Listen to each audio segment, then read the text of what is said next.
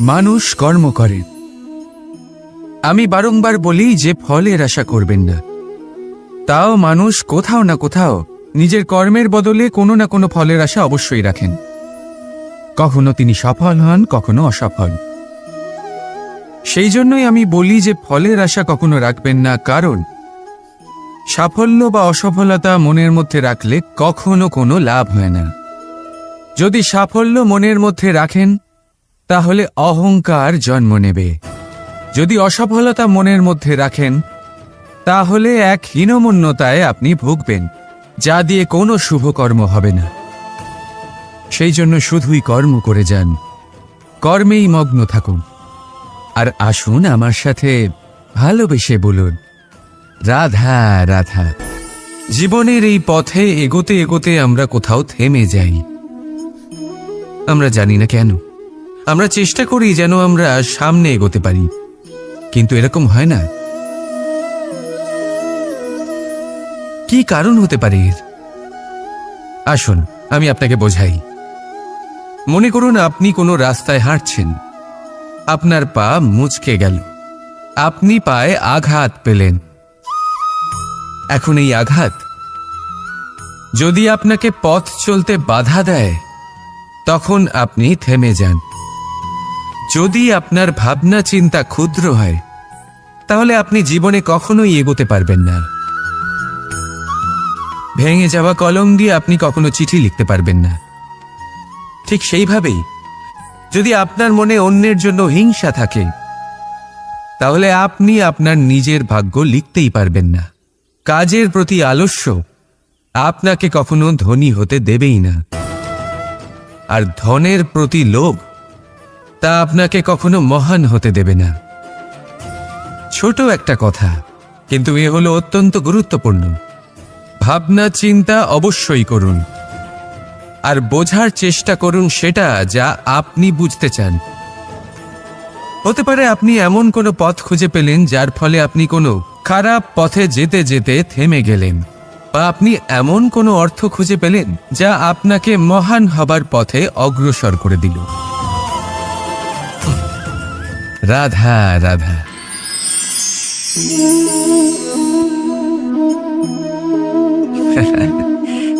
আপনি হয়তো ভাবছেন আমি কি করছিটা কি। আজ আমি ভাবলাম যে রান্না করতে একটু সাহায্যই করে দিই, তাই চাল বেছে দিচ্ছিলাম। ভেবেছিলাম এই কাজটা অত্যন্ত কঠিন হবে।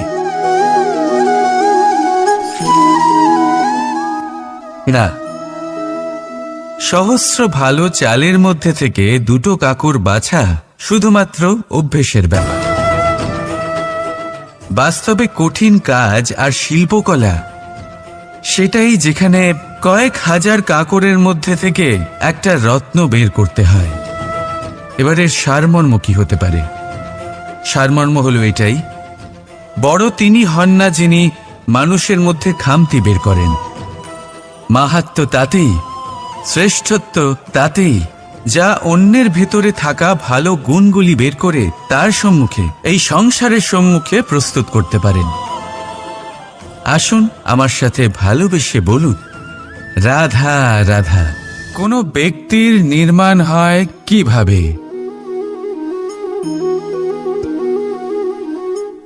কেউ বলবেন পঞ্চতত্ত্বের দ্বারা, কেউ বলবেন আত্মা, দেহ ও চেতনার দ্বারা, কেউ বলবেন ঈশ্বরের কৃপার দ্বারা, তো কেউ বলবেন এই প্রকৃতির পরীক্ষার দ্বারা। না, মানুষের নির্মাণ হয়ে থাকে বিশ্বাস দ্বারা। ব্যক্তি তখনই গড়ে ওঠেন যখন ব্যক্তিত্ব থাকে, ঠিক কিনা? আর ব্যক্তিত্ব তখনই হবে আর সেরকমই হবে যেরকম বিশ্বাস আপনি নিজের উপরে রাখবেন। যদি আপনি মনে করেন আপনি বিষের ন্যায় হবেন তাহলে আপনি বিষাক্তই হবেন। যদি আপনি এটা মনে করেন যে আপনি অমৃতের ন্যায় হবেন তাহলে আপনি অমরই হয়ে যাবেন। যদি আপনি নিজের উপরে বিশ্বাস রাখেন যে আপনি সংসারের সব থেকে উঁচু পর্বতের শিখরে পৌঁছতে পারবেন তাহলে আপনি অবশ্যই পৌঁছবেন। যদি আপনার এরকম মনে হয় যে আপনি এরকম কখনো করতে পারবেন না, তাহলে এরকম কখনোই হবে না। ভেবে দেখবেন, বিশ্বাসের মধ্যেই বিশ্ব বাস করে থাকে। তো আপনার অস্তিত্ব কেন করবে না? যেমন বিশ্বাস আপনি নিজের উপরে রাখবেন, তেমনই আপনি হয়ে উঠবেন। সেই জন্য নিজের উপরে বিশ্বাস রাখুন। আর হ্যাঁ, ভালোবেসে বলুন, রাধা রাধা। এই সম্পর্ক হলো গুরু এবং শিষ্যের।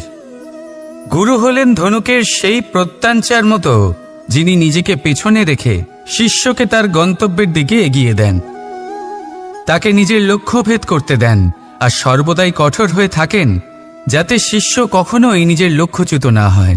ধন্য হলেন এমন গুরু যারা শিষ্যকে নিজের গন্তব্যে পৌঁছেও দেন এবং তার সব কৃতিত্ব তাকেই দেন, নিজের শিষ্যকে, নিজের বাণকে। তাহলে আপনারা চিরকাল এরকম গুরুকে মনে রাখবেন, সর্বদা তাদের সম্মান করবেন, সর্বদা তাদের ভালোবাসবেন, কখনো জীবনে পিছিয়ে পড়বেন না আপনি। আসুন আমার সাথে ভালোবেসে বলুন, রাধা রাধা। আপনি কি কখনো কোনো উঁচু পর্বতের শিখরে পৌঁছতে পেরেছেন? যদি পৌঁছে থাকেন বা যদি আপনি কোনো উঁচু পর্বতের শিখরে যান, তাহলে ভালো করে দেখবেন, আপনি যত উঁচুতে অগ্রসর হতে থাকবেন, আস্তে আস্তে সমস্ত বনস্পতি বিলুপ্ত হতে থাকে। তারপরে সমস্ত গাছপালা, পশু পাখি সব বিলুপ্ত হতে থাকে। শেষ পর্যন্ত সেই শিখরে থেকে যায় শুধুমাত্র শান্তি, নীরবতা। আমাদের মানুষের সাথেও এটাই হয়। মানুষ যখন আত্মবিকাশের পথে অগ্রসর হতে থাকে এবং নিজের জীবনের শিখরে পৌঁছতে চায়, তখন তার একা থাকা অত্যন্ত প্রয়োজনীয় হয়। আর তাকে তখন ত্যাগ করতে হয় নিজের সুখ স্বাচ্ছন্দ্য, নিজের সম্পত্তি, নিজের সমৃদ্ধি, নিজের সৌন্দর্য। দেখুন, জীবনের শিখরে পৌঁছনো একেবারেই সহজ কাজ নয়। এ হলো অত্যন্ত দুর্গম এক পথ। কিন্তু যদি আপনি সেখানে পৌঁছতে চান, তাহলে আপনাকে ত্যাগের প্রবৃত্তি জাগিয়ে তুলতে হবে। ত্যাগ কি সেটা জানতে হবে, কারণ ত্যাগের ফলেই মনে শান্তি আসে, আর সেই শান্তির ফলে মনে উৎপন্ন হয় প্রেম। আর এই প্রেমই হলো জীবনের অন্তিম লক্ষ্য। তাহলে আসুন আমার সাথে ভালোবেসে বলুন, রাধা রাধা। মানুষ নিজের জীবনে ঈশ্বরকে খুব মান্য করে, ওনার জন্য কি না করে। ভিন্ন ভিন্ন নামে তাকে স্মরণ করে, তাকে পুজো করে, তার আরাধনা করে। সে জানে যে ঈশ্বর তাকে শক্তি অবশ্যই দেবেন, তাকে সাহায্য অবশ্যই করবেন। কিন্তু যখন প্রশ্ন আসে গুরু এবং ঈশ্বরের, তখন গুরুর মান কখনো কম হওয়া উচিত নয়। কারণ সত্যি বলতে কি, গুরুই হলেন সেই সিঁড়ি যা বেয়ে আপনি ঈশ্বরের কাছে পৌঁছানোর পথ খুঁজে পাবেন। সেই পথ আপনি গুরুর থেকেই পাবেন। গুরু না থাকলে আপনি কখনো ঈশ্বর লাভ করতেই পারবেন না। আর জীবনে অনেক সময় লক্ষ্যের থেকেও অনেক বেশি গুরুত্বপূর্ণ হলো পথ। তাই এই পথের সম্মান করতে শিখুন, অর্থাৎ গুরুকে সম্মান করতে শিখুন, কারণ গুরুই হলেন পরমেশ্বর। তাহলে আসুন আর আমার সাথে ভালোবেসে বলুন, রাধা রাধা। পঞ্চমহাভূত। জীবন রচনায় এর অবদান অনস্বীকার্য। এই পঞ্চমহাভূত আসলে কি? জল, বায়ু, অগ্নি, মাটি আর আকাশ। এবার শুধুমাত্র জীবন রচনায় এর অবদান আছে তা নয়, শুধু শরীর রচনাতে এর যোগদান আছে তা নয়, বরং এরা হলো আমাদের জীবনের সবথেকে বড় শিক্ষক। এবার আপনারা সকলে চমকে যাবেন, হয়তো আপনারা এই দৃষ্টিভঙ্গি দিয়ে কখনো দেখেননি। আমি আজ আপনাদের বোঝাবো। এদের মধ্যে সবথেকে বড় তত্ত্ব জল। এই আমাদের কি শেখাচ্ছে? এই জল, এর নামই হলো জল, কিন্তু এ কখনোই আমাদের জ্বালায় না, আমাদের জ্বলনের কারণ হয় না। তাহলে কি করে? আমাদের তৃষ্ণা মেটায়, আমাদের শীতলতা প্রদান করে, জীবন দান করে। এর দ্বারা আমরা কি শিক্ষা লাভ করি? যে আপনার উৎপত্তি যেখান থেকেই হোক না কেন, আপনি যেখানেই জন্মগ্রহণ করুন না কেন, আপনার কর্ম সর্বদা শ্রেষ্ঠ হওয়া উচিত। আপনি জলকে যে কোনো পাত্রে রাখুন না কেন, সে সেই অনুসারেই নিজের আকার ধারণ করে নেয়। এর দ্বারা আমরা কি শিক্ষা পাই? এই শিক্ষাই পাই যে যে কোনো পরিস্থিতিতেই নিজেদের মানিয়ে নিতে হবে, নিজেকে সেরকম করে নিতে হবে। যে দেশেই থাকি না কেন, যে স্থানেই থাকি না কেন, যে পরিস্থিতিতেই থাকি না কেন, যে ব্যক্তির সাথেই থাকি না কেন, আমাদের সুখময় হয়ে জীবন অতিবাহিত করা উচিত। দেখুন, আমাদের কত বড় একটা শিক্ষা দিল এই জল, যা আমরা কোনোদিন দেখতেই পাইনি। নিজেকে জলের মতোই করে তুলুন। সুখের ধারায় স্বাচ্ছন্দ্যে প্রবাহমান হতে থাকবেন আপনি।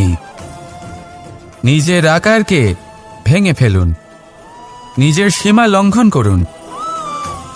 আপনি অবশ্যই একদিন মহানুভবতা অনুভব করবেন। তাহলে আসুন আর আমার সাথে ভালোবেসে বলুন, রাধা রাধা। আপনি কখনো কোনো পর্বতে চড়েছেন? কথায় আছে, যখন আমরা পর্বত আরোহণ করি, ওপরে ওঠার সময় দুর্ঘটনার সম্ভাবনা কিছুটা কমে যায়। সেখানেই যখন পর্বত থেকে নিচে নামি, তখন দুর্ঘটনার সম্ভাবনা অত্যন্ত বৃদ্ধি পায়। অর্থাৎ নামার সময় আমাদের আরও ভারসাম্য বজায় রাখতে হয়, আরও সাবধানে থাকতে হয়, অর্থাৎ বিবেককে জাগিয়ে রাখতে হয়।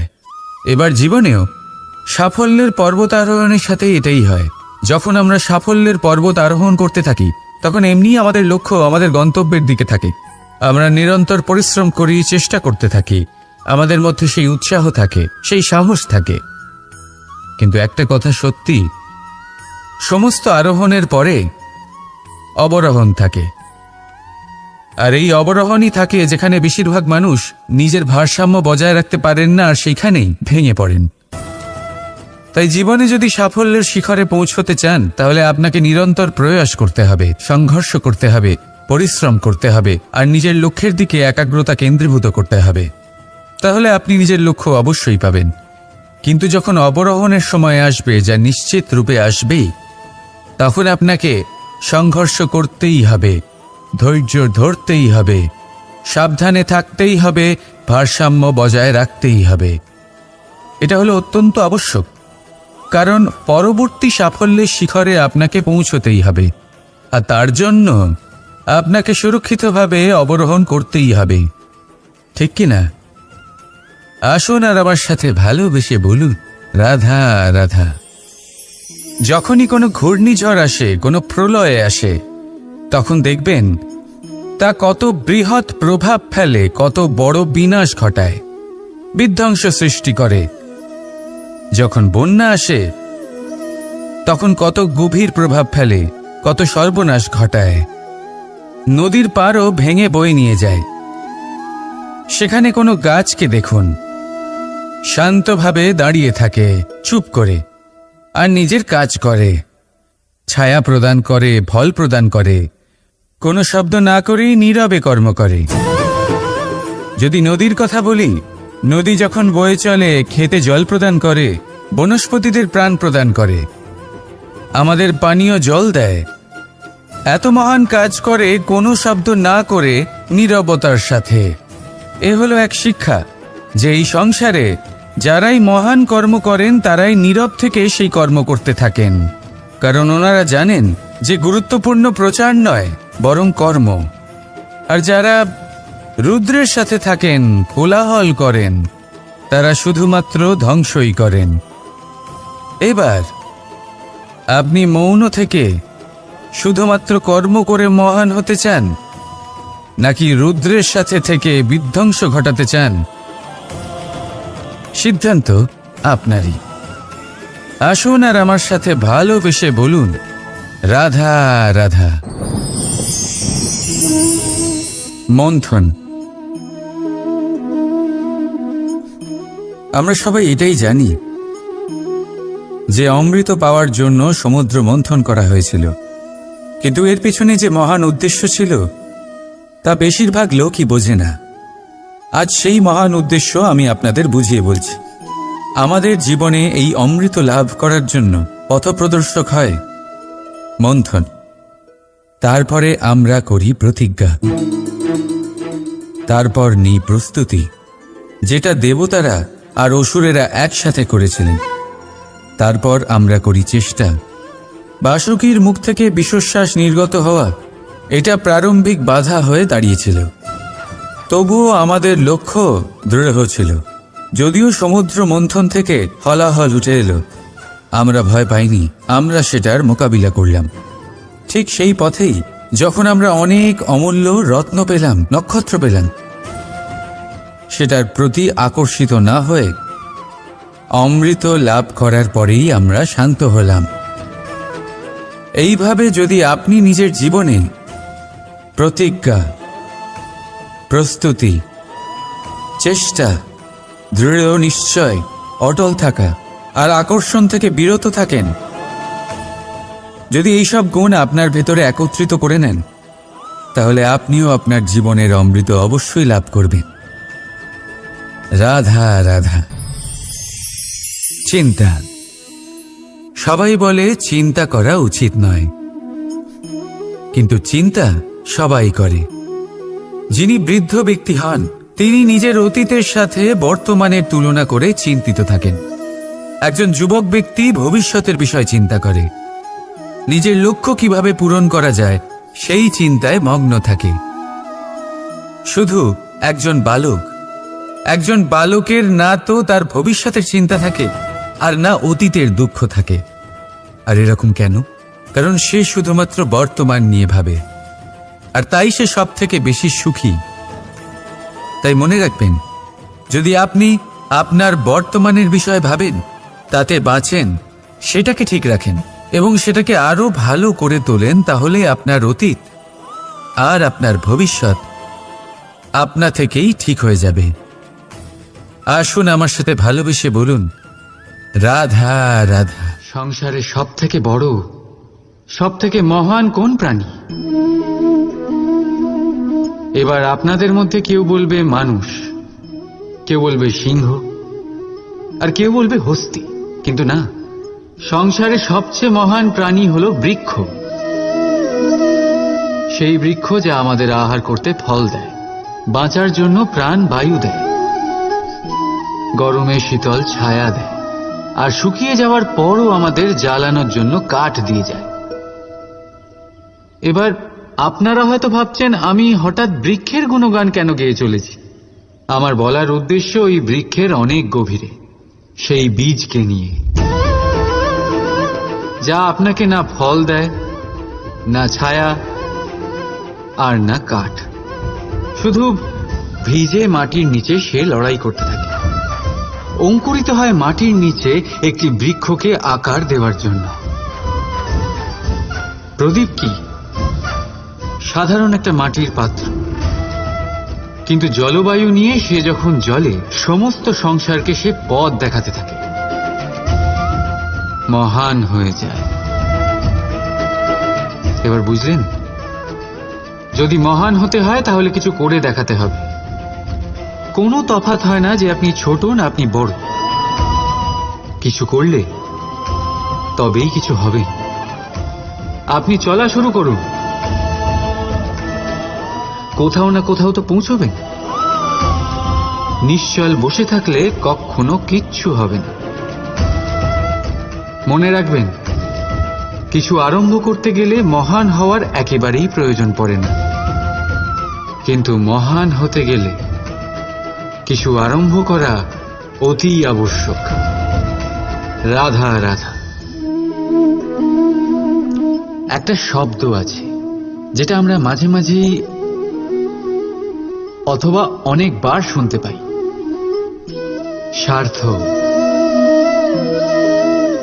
ওই ব্যক্তি স্বার্থপর, সে স্বার্থের জন্য খারাপ কাজ করে ফেলেছে, ইত্যাদি ইত্যাদি।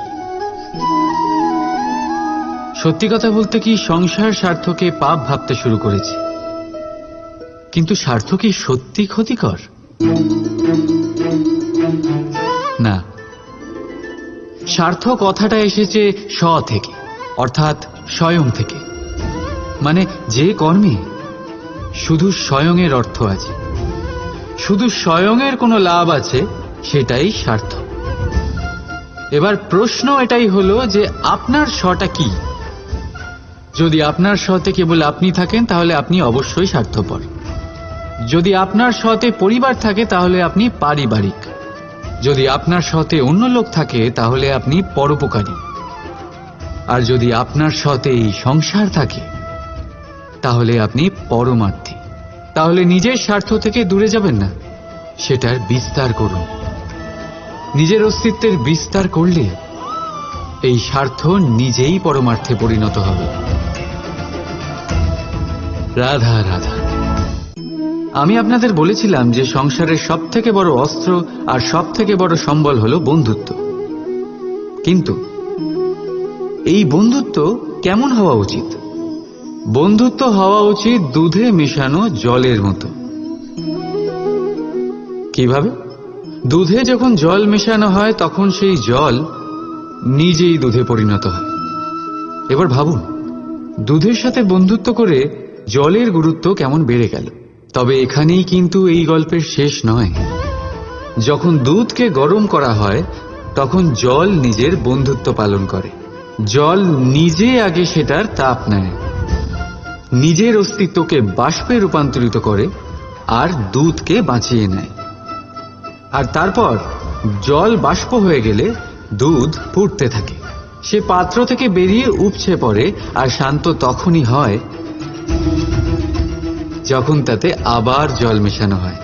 অর্থাৎ বন্ধুত্ব সেটাই যা বন্ধুর অস্তিত্বকে বিস্তার করে। বন্ধুত্ব সেটাই যা বন্ধুর জন্য নিজের অস্তিত্ব জ্বালিয়ে দেয়। বন্ধুত্ব সেটাই যাতে সুখ আর দুঃখ দুটোই বন্ধুত্বের সাথে যুক্ত। তাহলে এমন বন্ধুত্ব করো যার সামনে কুবেরের ধনও কম পড়ে যায়। রাধা রাধা। ভুল আর মানুষ, এই দুইয়ের সম্পর্ক অবিচ্ছেদ্য। যেমন ডানা আর পক্ষী, যেমন ধারা আর নদী। যদি ভুল মানুষের স্বভাবের এক গুরুত্বপূর্ণ অংশ হয় তাহলে ভাবুন, এতে লজ্জা কিসের? এতে লজ্জিত হওয়ার কিছু নেই। সেইভাবে দেখতে গেলে ভুল আমাদের নিজেকে আরো উন্নত করার সুযোগ দেয়, নিজেকে আরো ভালো প্রদর্শন করার প্রেরণা দেয়। এখন আপনাদের মধ্যে কেউ এর সাথে সহমত নাও হতে পারেন, কেননা অনেকের দৃষ্টিতে ভুল দোষের জন্ম দেয়। দোষ অপরাধের, আর অপরাধের কোনো ক্ষমা নেই, শাস্তি পাওয়া উচিত। কিন্তু আপনি কি কখনো ভেবেছেন এরকম কেন হয়? এর কি কারণ? এর কারণ হলো ভুল স্বীকার করাকে এড়িয়ে যাওয়া। যদি আপনি কোনো ভুল করে স্বীকার না করেন তবে সেই ভুল দোষে পরিণত হয়, আর দোষ অপরাধী। তবে মনে রাখবেন, নিজের ভুল স্বীকার করা সেই ভুল সংশোধন করার পথে প্রথম পদক্ষেপ হয়ে দাঁড়ায়। আর সর্বদা মনে রাখবেন, অপরাধ হলো সেটাই সময় মতো নিজের ভুল স্বীকার না করা। রাধা রাধা। ধর্মরথের 4টি অশ্ব চালানোর জন্য যিনি সারথি হবেন তার যে 4টি গুণ থাকা প্রয়োজন, সেই সমস্ত গুণ অর্জুনের মধ্যে উপস্থিত রয়েছে। কর্মের শক্তি রয়েছে, ধর্মের প্রতি আসক্তি রয়েছে, জ্ঞানের অভিব্যক্তি রয়েছে এবং সমর্পণের ভক্তি রয়েছে। নিশ্চিত রূপে ধর্মরথে সারথি হবার জন্য অর্জুনই সব থেকে যোগ্য। আর ও শুধুমাত্র দ্রৌপদীর স্বামীই হবে না, ইতিহাসে কুরুবংশের রাজকুমার বা ইন্দ্রপুত্রের নামেই শুধু পরিচিত হবে না, বরং অর্জুনই স্বয়ং ইতিহাস রচনা করবে। অর্জুনই হবে কৃষ্ণ সারথি। যত্র যোগেশ্বর কৃষ্ণ তত্র পার্থ ধনুর্ধর। তাহলে আসুন আর আমার সাথে ভালোবেসে বলুন, রাধা রাধা।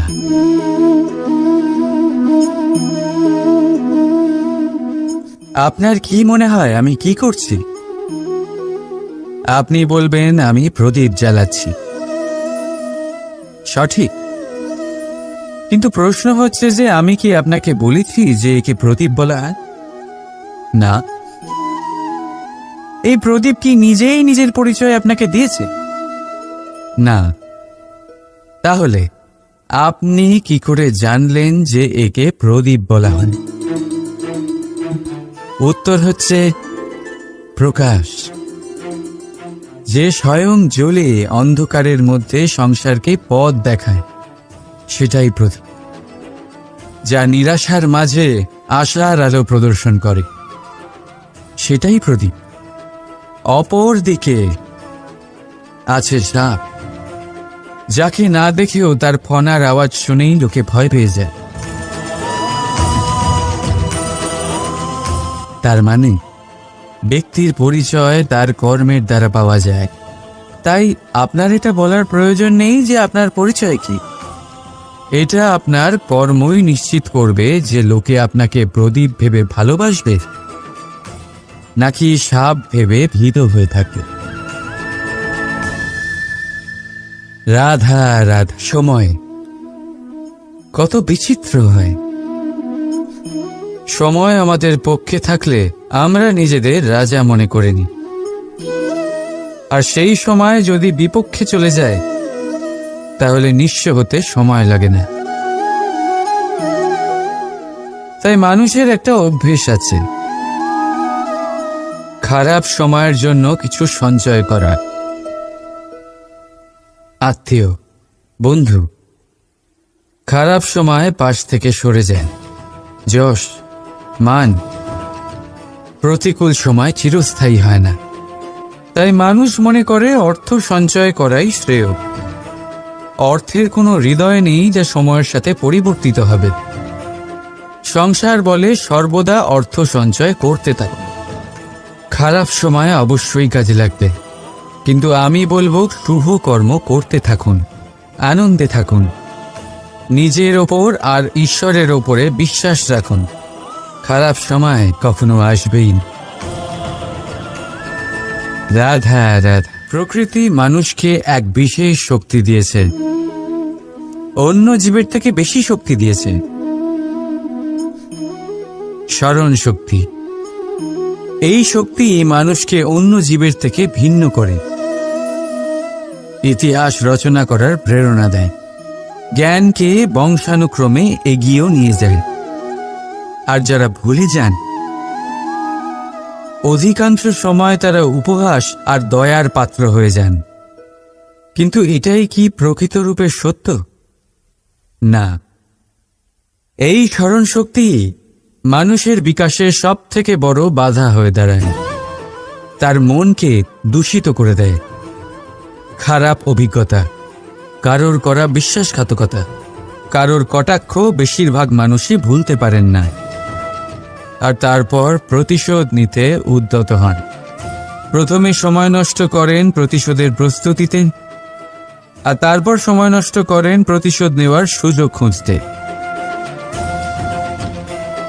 যদি সন্তুষ্টি পেতে চান, যদি জীবনে আনন্দ পেতে চান, তাহলে স্মরণ শক্তির সদ্ব্যবহার করুন। নিজের স্মরণ শক্তিকে চালনা করুন শুধুমাত্র ভালো কথা আর ভালো স্মৃতির দিকে। জীবনে আনন্দ পাবেন। রাধা রাধা। মানুষ নিজের পরিবারের জন্য কত কিছুই না করে, দিন রাত পরিশ্রম করতে থাকে যাতে তার পরিবারের প্রয়োজন পূরণের জন্য অর্থ রোজগার করতে পারে। কিন্তু শুধু অর্থ রোজগার করাটাই কি যথেষ্ট? আপনি বলবেন হ্যাঁ, নিশ্চয়ই। অর্থ দিয়ে সব কিছু পাওয়া যায়, বিদ্যা পাওয়া যায়, বাড়ি পাওয়া যায়, ওষুধ পাওয়া যায়, আর কত কিছুই না পাওয়া যায়। এইসব একটা পর্যায় পর্যন্ত সঠিক, কিন্তু একটু মন দিয়ে ভেবে দেখুন, যখন কোনো শিশু অসুস্থ হয়ে পড়ে তখন সে ওই তিক্ত ওষুধ কেন খেয়ে নেয়? এই জন্য কারণ ওর পিতা সেই ওষুধ অর্থ দিয়ে কিনেছে? না, বরং এই জন্য কারণ তার পিতা যে তার সামনে দাঁড়িয়ে তার ওপরে তার বিশ্বাস আছে। বিশ্বাস আছে যে উনি তার কিচ্ছু হতে দেবেন না। এই বিশ্বাস, এই সংস্কার, এই শিক্ষা কখনো অর্থ দিয়ে পাওয়া যায় না। এইটা পাওয়া যায় সেই সময় থেকে যা মাতা পিতা তাদের সন্তানের সাথে কাটিয়েছেন। তাই জীবনে অর্থ অবশ্যই উপার্জন করুন, কিন্তু নিজের পরিবারকেও সময় দিন, আনন্দ পাবে। রাধা রাধা। কখনো কোনো পাখিকে দেখেছেন? যখন তারা ডিম পাড়তে প্রস্তুত হয় তখন তারা সবচেয়ে আগে একটা স্থান খোঁজে, একটা স্থান যা বর্ষা, রৌদ্র আর শত্রুর থেকে সুরক্ষিত হয়। তারপর তারা বাসা তৈরি করে, তারপরেই ডিম পাড়ে। আর তারপর যখন সেই ডিম ফুটে তার সন্তানদের জন্ম হয়, সে তাদের খাবার খাওয়ায়, তাদের রক্ষণাবেক্ষণ করে। কিন্তু যখন তাদের ডানা গজায় তখন না সে তাদের খাবার দেয় আর না তাদের বাসা বানাতে শেখায়। শুধুমাত্র তাদের উড়তে শেখায় সে। তারপর সেই বাচ্চারা আকাশে উড়তে শিখে নিজেরাই নিজেদের খাবার জোগাড় করতে শিখে যায়, নিজেরাই নিজেদের বাসা বানাতে শিখে যায়। আর আমরা মানুষেরা কি করি? আমাদের সন্তান বড় হয়ে যাওয়া সত্ত্বেও তাদের নিয়ে সর্বদা দুশ্চিন্তা করি। তার জন্য আমরা গৃহ নির্মাণের চেষ্টা করি। নিজের সন্তানকে আরো শক্তিশালী করে গড়ে তোলার বদলে তাকে আমরা দুর্বল করে দিই। জীবনে সেটাই করুন যা একটা পাখি করে। নিজের সন্তানকে আকাশে ওড়ার শিক্ষা দিন, সংস্কার দিন, আর একটা নির্দিষ্ট সময়ের পরে তাকে নিজের আকাশ নির্ধারণ করতে মুক্ত করে দিন। রাধা রাধা। সাগরে সেতু বাঁধার গল্প তো আপনারা নিশ্চয়ই শুনে থাকবেন। রামচন্দ্রের সেনাকে 100 যোজন সমুদ্র অতিক্রম করে লঙ্কায় আক্রমণ করতে হতো। সেতুকার নল আর নীল সেতু বাঁধার উপায় বের করল, কিন্তু প্রশ্ন ছিল সেতু বাঁধা কি করে হবে? সমুদ্র অত্যন্ত গভীর। কত পাথর দেওয়া হলে এই বিশাল সমুদ্র অতিক্রম করা সম্ভব হবে? তখন এক উপায় নির্ধারিত হল। পাথরের ওপর লেখা হলো রামের নাম। আর যখন সেই পাথরগুলোকে সাগরে ফেলা হলো, সেগুলো ভাসতে লাগল। এবারে কেউ বলবেন এটা রামচন্দ্রের নামের মহিমা, কেউ বলবেন এটা নারায়ণের কোনো জাদু। কিন্তু না, এটা রামচন্দ্রের সেই গুণ, ওনার ব্যক্তিত্বের সেই মহান দিক যা ওনার প্রতিনিধিত্ব করেছে। তাই সেই পাথরও সাগরে ভেসে ওঠে।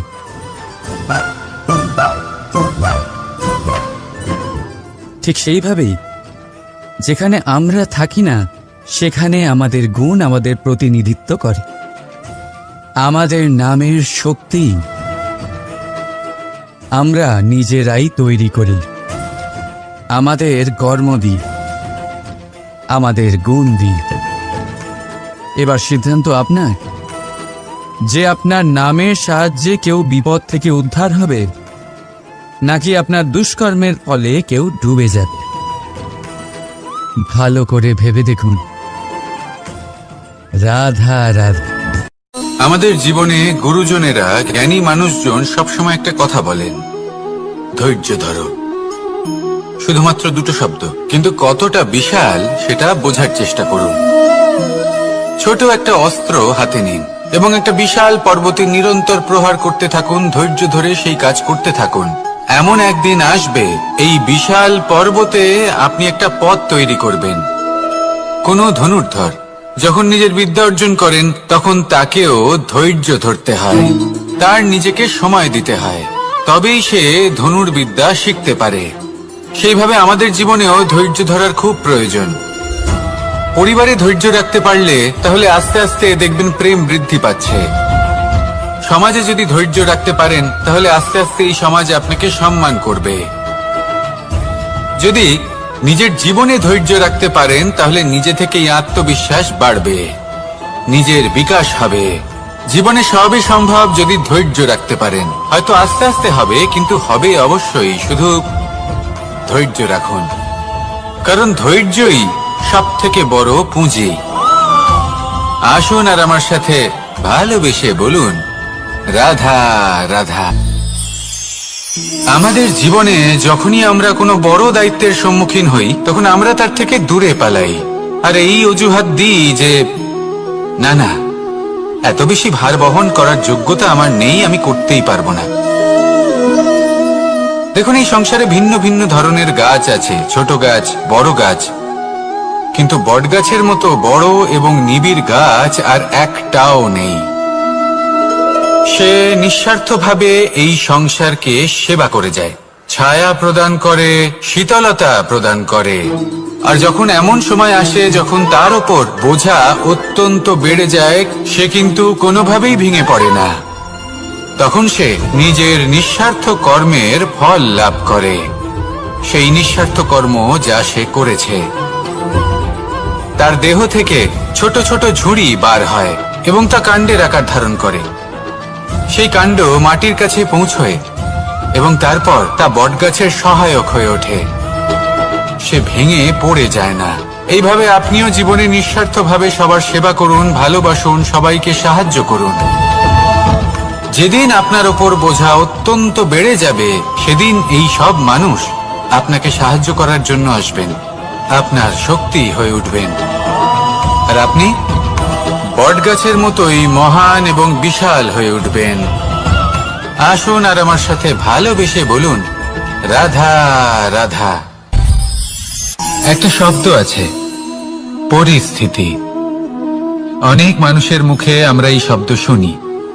জীবনে যখন অসফল হয়ে দুঃখ আসে, সংকট আসে, কোনো বিপদ ঘনিয়ে আসে, তখন সমস্ত দোষ আমরা পরিস্থিতির ওপর চাপিয়ে দিই, আর দেখতে গেলে কোথাও না কোথাও ঠিকই করি। এই পরিস্থিতি প্রত্যেক দিনের মতো পাল্টাতে থাকে, কিন্তু এই দিন, এই রাত, এমন কেউ আছেন যিনি এর ওপরেও নিয়ন্ত্রণ সাধন করেন, আর তিনি হলেন সূর্য। ঠিক সেই রকমই আমাদের জীবনেও সূর্য হলো এই মন।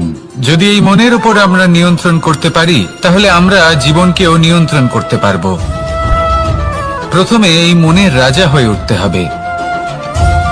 তাই মনে রাখবেন, যদি মন দুর্বল হয়, তাহলে পরিস্থিতি আমাদের সমস্যা বলে মনে হবে। এই মন যদি স্থির হয়, পরিস্থিতি প্রতিস্পর্ধা বলে মনে হবে। আর এই মন যদি শক্তিশালী হয়ে ওঠে, তাহলে যে কোনো পরিস্থিতি আপনার কাছে একটা সুযোগ মাত্র, এমন এক সুযোগ যাতে অগ্রসর হয়ে আপনি মহান হয়ে উঠতে পারেন। এই মনের শক্তির বৃদ্ধি ঘটান, মহান হয়ে উঠুন, আর আমার সাথে ভালোবেসে বলুন, রাধা রাধা। খুব সুন্দর একটা কাহিনী আছে। একবার এক ব্যক্তি নিজের অসফলতার জন্য ত্রস্ত হয়ে সময় দেবতার তপস্যা করতে বসলেন।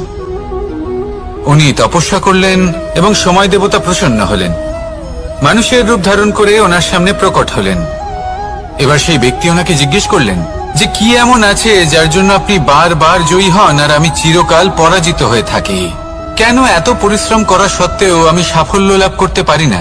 তখন সময় দেবতা উত্তর দিলেন যে দিন হোক বা রাত, ঝড় হোক বা ভূমিকম্প, রোদ হোক বা বৃষ্টি হোক, সময়ের সূত্রপাত হোক বা প্রলয়, আমি থামি না, আমি চলতেই থাকি। আর সেই জন্য যিনি থেমে যান তিনি পরাজিত হন আর আমি জয়ী হই। এটাই আমাদের শিখতে হবে। জীবনে সবসময় চলতে থাকুন, কখনো থামবেন না। হ্যাঁ, কিছুক্ষণের জন্য বিরতি নিতে পারেন, বিশ্রাম করার জন্য, নিজেকে আরো সশক্ত করে তোলার জন্য, কিন্তু থেমে যাবেন না। নিরন্তর কর্ম করতে থাকুন, পরিশ্রম করতে থাকুন, তবেই এই সংসার আপনাকে মনে রাখবে। আসুন আমার সাথে ভালোবেসে বলুন, রাধা রাধা। আমাদের জীবনে 7 ধরনের সুখ আছে, আর সেগুলো লাভ করার জন্য আমরা অত্যন্ত প্রচেষ্টা করি। কিন্তু কোনো প্রচেষ্টা করার পূর্বে তা কিভাবে করব সেটা বোঝা খুব প্রয়োজন, আর সেখানেই আমরা ভুল করে থাকি। যে কাজটা আমাদের পরে করা উচিত সেটাই আমরা আগে করে বসি। আপনাকে স্পষ্ট করে বোঝাই, প্রত্যেক সুখের সাথে দুটি ক্রিয়া জড়িত থাকে। এবার যখন আমরা ধনের কথা বলি তখনও দুটি ক্রিয়া জুড়ে থাকে। প্রথম ক্রিয়া হলো ধন অর্জন করা, দ্বিতীয় ক্রিয়া হলো ধনের ব্যবহার করা। আর জীবনে ধনের ব্যবহার করার পূর্বে ধন কিভাবে অর্জন করতে হয় তা শেখা অত্যন্ত প্রয়োজনীয়। আমরা মন্দিরে যাই, ভগবানের আরাধনা করি, তার জন্য পুজো করি, ওনাকে প্রসন্ন করতে চাই, কিন্তু তার আগে ভগবানের ওপর আস্থা রাখা প্রয়োজনীয়। যদি আপনার অটল বিশ্বাস থাকে তবেই আপনি প্রকৃত ভক্ত হয়ে উঠতে পারবেন। এবার যদি আপনি বক্তা হয়ে থাকেন, শ্রেষ্ঠ বক্তা হতে চান, এই সংসারের সামনে নিজের বক্তব্য রাখতে চান, তাহলে কথা বলার পূর্বে কথা শুনতে শিখুন। তবেই আপনি একজন শ্রেষ্ঠ বক্তা হয়ে উঠতে পারবেন। জীবনে সম্পর্ক স্থাপন করার আগে সম্পর্ক বজায় রাখতে শিখুন, তবেই আপনি একজন প্রকৃত সাথী হয়ে উঠবেন। জীবনে পরাজয় মানার পূর্বে বিজয়ী হওয়ার চেষ্টা কিভাবে করতে হয় সেটা শিখুন, তবেই আপনি একজন নিপুণ ব্যক্তি হয়ে উঠবেন। অন্তিম এবং সবথেকে গুরুত্বপূর্ণ কথা, জীবনে ভালোবাসা লাভ করার পূর্বে ভালোবাসা প্রদান করতে শিখুন, তবেই আপনি একজন প্রকৃত প্রেমী হয়ে উঠবেন। আসুন আমার সাথে ভালোবেসে বলুন, রাধা রাধা।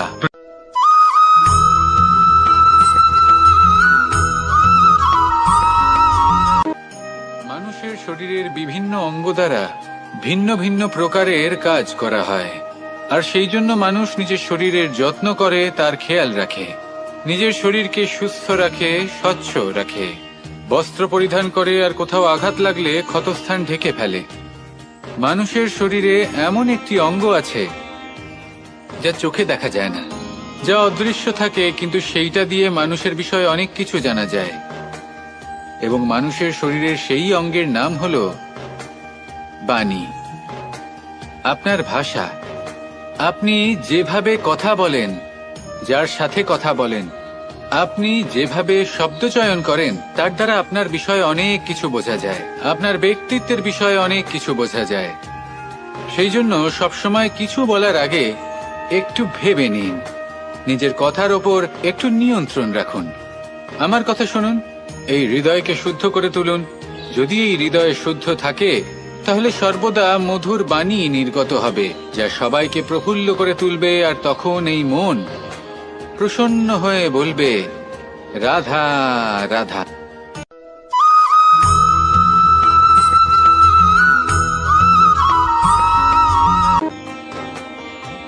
কেউ আমাকে মাখন চোর বলেন, কেউ বা আমাকে মুরলী মনোহর বলেন, কেউ আমাকে যুদ্ধ বিমুখ বলেন, কেউ বা আমাকে সুদর্শনধারী বলেন, কিন্তু আমি আসলে কে?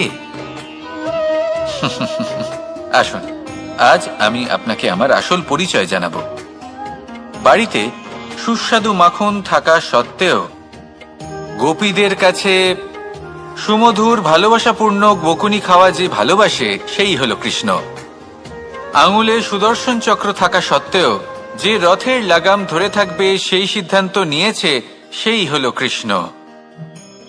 দ্বারকার মতো অনন্য রাজমহল থাকা সত্ত্বেও সুদামার মতো সখা যার অত্যন্ত প্রিয়, সেই হলো কৃষ্ণ। যদি আপনার মনে প্রেম থাকে, আপনি প্রেম বিতরণ করেন, সবাইকে ভালোবাসেন, এবং ভালোবাসা রক্ষার খাতিরে শস্ত্র হাতে নিতেও আপনি সক্ষম থাকেন, তাহলে আপনি হলেন কৃষ্ণ। আসুন আমার সাথে ভালোবেসে বলুন, রাধা রাধা।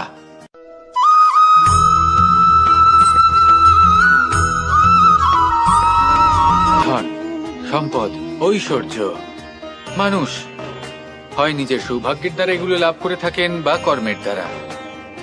সৌভাগ্য আসলে কি? গ্রহের দশা, যা প্রত্যেক মুহূর্তে বদলাতে থাকে। কর্মের মাধ্যমে যখন আপনি ধন অর্জন করেন, তখন সেই ধন আপনার আগামী প্রজন্ম লাভ করে। সেটা হয় সে ভোগ করে বা তার জন্য তার ভোগান্তি হয়, আর এটা নির্ভর করছে আপনার কর্মের ওপরে। কি কর্ম করেছেন আপনি সেই ধনকে লাভ করার জন্য?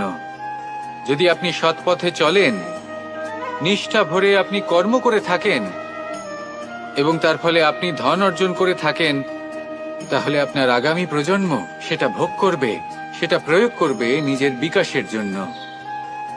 কিন্তু যদি আপনি কুকর্ম করে থাকেন, কোন রকম ছলনা করে থাকেন এই ধন লাভ করার জন্য, তাহলে 100% আপনার আগামী প্রজন্মকে এর জন্য ভুগতেই হবে। তাহলে আপনি কি চাইবেন, যে আপনার আগামী প্রজন্ম সুখ ভোগ করবে নাকি আপনার কুকর্মের পরিণাম ভোগ করবে? নির্বাচন আপনারই। আসুন আমার সাথে ভালোবেসে বলুন, রাধা রাধা।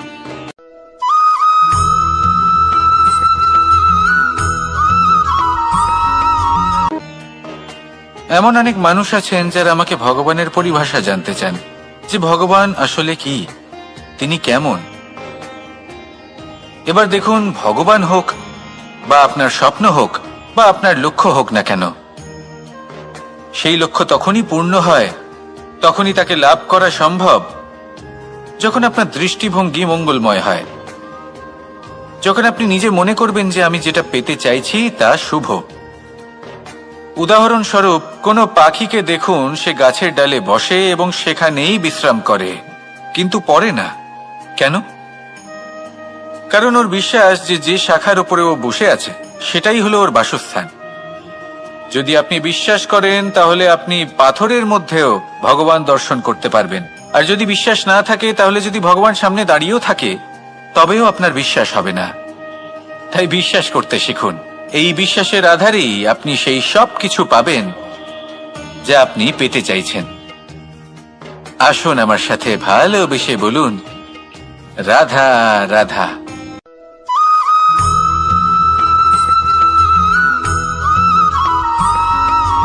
মাতা পিতার মনে সবসময় এই বাসনা বাস করে যে ওনাদের সন্তানের যেন মঙ্গল হয়। নিজের সন্তানকে সেই সবকিছু দেবার সবসময় চেষ্টা করতে থাকেন যেগুলো তারা নিজেরা নিজেদের জীবনে কখনো পেতে পারেননি, এবং এই প্রক্রিয়ায় সব থেকে গুরুত্বপূর্ণ বিষয়টি ভুলে যান, নিজের সন্তানকে সেই জিনিস দেওয়া যেটা উনি সব থেকে আগে পেয়েছেন।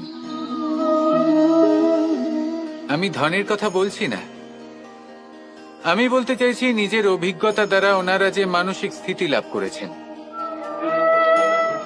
ওনারা যে মর্যাদা লাভ করেছেন, যে শিক্ষা ওনারা লাভ করেছেন, সবার আগে নিজের সন্তানকে সেটা দেওয়া প্রয়োজন। সেটা যদি নিজের সন্তানকে দিতে পারেন তাহলে এই সন্তান জীবনে তার পথে এগোতেও পারবে, ধন অর্জনও করতে পারবে এবং শক্তিশালী অনুভবও করতে পারবে।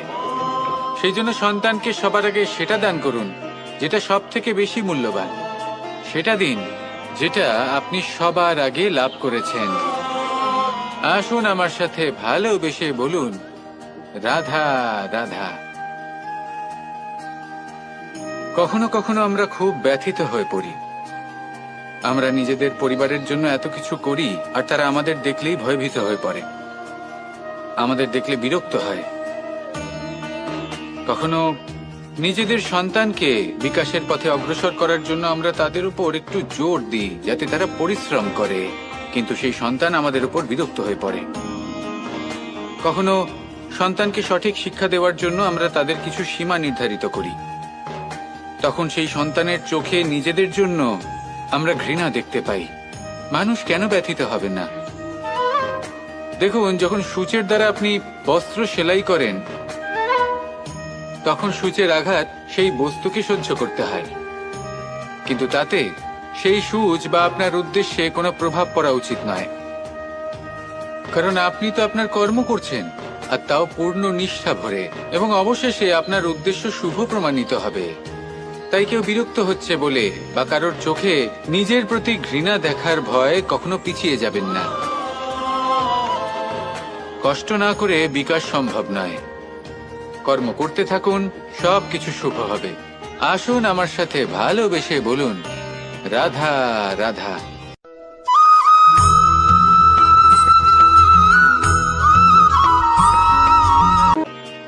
জল হলো জীবনের আধার। যদি জল না থাকে এই সংসারের জীবনের কোনো অস্তিত্ব নেই। এই জল হলো শুদ্ধ, পবিত্র। কিন্তু যখন এই জল পরিবেশের সংস্পর্শে আসে তখন ধুলো, ময়লা, কাদা এবং অন্যান্য বস্তু দ্বারা এই জল পূর্ণরূপে দূষিত হয়ে যায়। এবার যদি এই জলের শুদ্ধিকরণ করতে হয় তাহলে আমরা এই জলকে অস্থির হতে দিই না, তাকে স্থিরভাবে রেখে দিই। আর সেটা করলে সেই জল নিজে থেকেই সকল অশুদ্ধি ত্যাগ করে দেয়, নিজে থেকেই নিজেকে শুদ্ধ করে তোলে। এটা কিন্তু আমাদের মনের সাথেও হয়ে থাকে। এই সংসারে এত সমস্যার সম্মুখীন হয়েও কোথাও না কোথাও আমাদের এই মন মলিন হয়ে যায়, এতে নেতিবাচক ভাব জাগ্রত হয়। সেই মুহূর্তে আপনি কোনোভাবে রাগ করবেন না, মন খারাপ করবেন না, তাড়াতাড়ি কোনো সিদ্ধান্ত নেবেন না, কোনো প্রতিক্রিয়া দেবেন না। শুধু নিজের এই মনকে শান্ত করে রাখবেন, শান্ত মনে দিন যাপন করবেন। যদি এটা করেন তাহলে আপনি নিজে থেকেই বুঝতে পারবেন যে কি কি অশুভ ভাব আপনার মধ্যে জাগ্রত হয়েছে আর কি কি শুভ চেতনা আপনাকে জাগ্রত করতে হবে। আপনি নিজে থেকেই এমন পথ খুঁজে পাবেন যার দ্বারা এই অশুদ্ধি আপনি ত্যাগ করতে পারবেন। আসুন আমার সাথে ভালোবেসে বলুন, রাধা রাধা।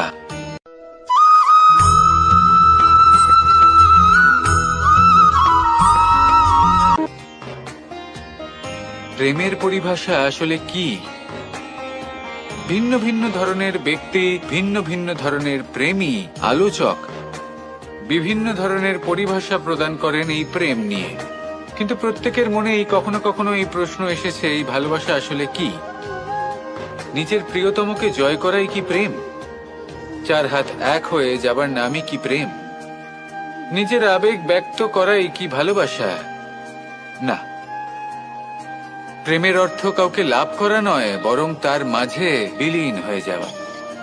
যদি কারোর হাত ধরে থাকি তাহলে আজীবন তার সাথে পথ চলা হলো প্রেম। প্রেম শুধুমাত্র সেটা নয় যা প্রেমী আর প্রেমিকার কেশদামে মালা বেঁধে দেয়। মাতা পিতার জন্য দিনরাত পরিশ্রম করা, নিজের পরিবারের জন্য দিনরাত পরিশ্রম করা, সেটাও প্রেম। নিজের বন্ধুদের জন্য, আপনজনের জন্য সবকিছু উজাড় করে দেওয়ার নাম হলো ভালোবাসা। নিজের মাতৃভূমির জন্য সাহসের সাথে লড়াই করা এবং আনন্দে নিজের জীবন ত্যাগ করে দেওয়াও কিন্তু প্রেমের নামান্তর। সেই জন্য যারা বুদ্ধিমান ব্যক্তি তারা কখনো প্রেমের পরিভাষা খুঁজতে চান না, কারণ তারা জানেন যে এই প্রেম কতটা বিশাল। তারা জানেন যে এই প্রেম হলো এক বিশাল সাগর যাকে নিজের মুঠোয় ধরে রাখা যায় না। সেই জন্য এই প্রেমের সাগরে ডুবে যান এবং সকলকে ভালোবাসতে শিখুন। যদি সবাইকে ভালোবাসতে পারেন তাহলে তাদেরও কল্যাণ হবে যারা আপনাকে ভালোবাসে, এবং সকলকে ভালোবাসতে শিখুন। যদি সবাইকে ভালোবাসতে পারেন তাহলে তাদেরও কল্যাণ হবে যারা আপনাকে ভালোবাসে, তাদেরও কল্যাণ হবে যাদেরকে আপনি ভালোবাসেন, আর আপনারও কল্যাণ হবে। আর তখন এই মন ভালোবেসে বলবে, রাধা রাধা।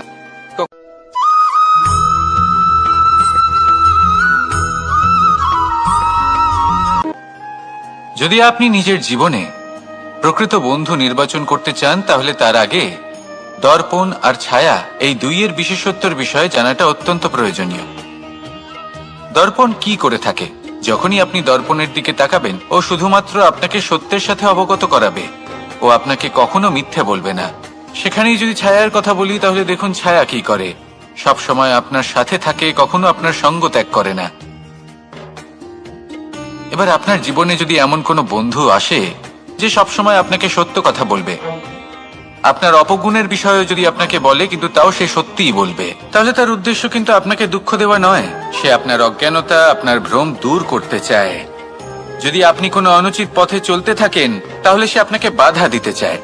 আর যদি সেই মিত্রই ছায়া সঙ্গীর মতো হয়, সে কখনোই সুখ দুঃখে আপনার সঙ্গ ত্যাগ করবে না, তার উদ্দেশ্য হলো সবসময় আপনাকে রক্ষা করা। তাই এরকম দর্পণ বা ছায়ার মতো কোনো বন্ধু যদি আপনার জীবনে আসে তাহলে তাকে কোথাও যেতে দেবেন না, সে আপনার জীবনকে সুখময় করে তুলবে। আর যদি আপনার জীবনে উপস্থিত বন্ধু এমন না হয় তাহলে তাকে নিজের থেকে দূরে করে দেওয়াই বাঞ্ছনীয়। তাহলে দর্পণ আর ছায়ার মতো প্রকৃত এবং ভালো বন্ধুকে নিজের জীবনে স্থান দিন আর আমার সাথে ভালোবেসে বলুন, রাধা রাধা।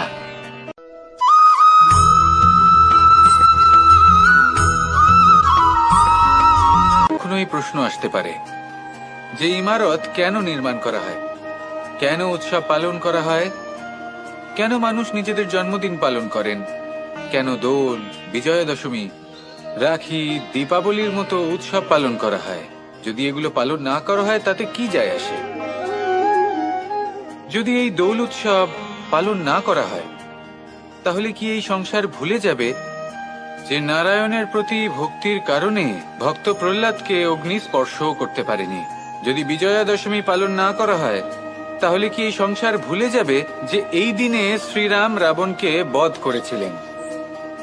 যদি আমরা দীপাবলির এই উৎসব পালন না করি তাহলে কি এই সংসার এটা ভুলে যাবে যে অযোধ্যাতে অমাবস্যার এমন এক রাত এসেছিল যে রাত্রে অযোধ্যা পূর্ণিমার থেকে বেশি উজ্জ্বল হয়ে উঠেছিল? যদি এই রাখি উৎসব পালন না করা হয় তাহলে কি এই সংসারের ভাই এবং বোনেরা একে অপরের প্রতি ভালোবাসা কি সেটা ভুলে যাবে? বিষয়টা ভুলে যাওয়ার নয়, বিষয়টা হলো মনে রাখা। যখন জীবনে আমরা কোনো একটা স্থানে পৌঁছই, উপলব্ধিগুলোর উৎসব পালন করি, যাতে সেই মুহূর্তে আমরা সকলের মধ্যে আনন্দ ছড়াই এবং মানুষ সেই মুহূর্তটা মনে রাখেন। এই স্মৃতিগুলোই মানুষের মধ্যে বিশ্বাসের জন্ম দেয়। এই বিশ্বাস যে আগামী যেদিন আসছে তাতে আরো আনন্দের সম্ভাবনা রয়েছে। ভালোবাসার এই উৎসব, ভালোবাসার এই পার্বণ, এটা মানুষের মনে বিশ্বাসের জন্ম দেয় যে প্রত্যেক যুগে কেউ না কেউ এসেছে এবং পরবর্তীতেও আসবে। তাহলে আসুন আমরা ডুবে যাই আমার লীলার এই প্রেম যাত্রায় এবং ভালোবাসার এমন একটা উৎসব পালন করা যাক যা এই সংসার যুগ যুগ পর্যন্ত মনে রাখবে। তাহলে আসুন আর আমার সাথে ভালোবেসে বলুন, রাধা রাধা।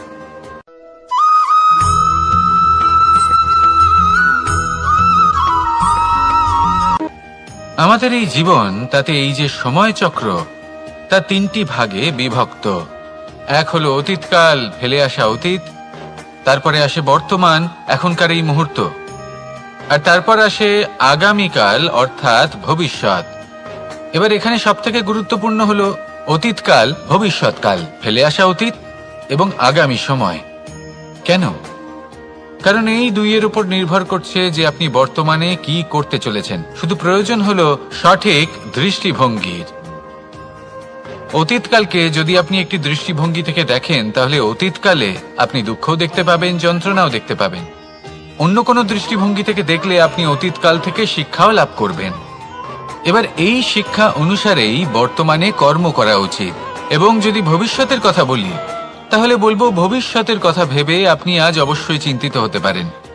অন্য একটি দৃষ্টিভঙ্গি থেকে দেখলে এই ভবিষ্যতেই আপনি একটি লক্ষ্য, একটি উদ্দেশ্য দেখতে পাবেন যে আপনি কি করতে চান, কি লাভ করতে চান। এবার সেই অনুসারে বর্তমানে কর্ম করা উচিত, ভবিষ্যৎ এবং অতীতকাল অনুসারে। এভাবেই যদি জীবনে কর্ম করতে থাকেন, আপনার এই বর্তমানের দিনগুলো আপনি একটু নতুন ভাবে বাঁচতে পারবেন। এভাবেই যদি জীবনে এগোতে থাকেন তাহলে আপনার জীবনে আনন্দের উদ্ভব হতে কেউ বাধা দিতে পারবে না। আসুন আমার সাথে ভালোবেসে বলুন, রাধা রাধা।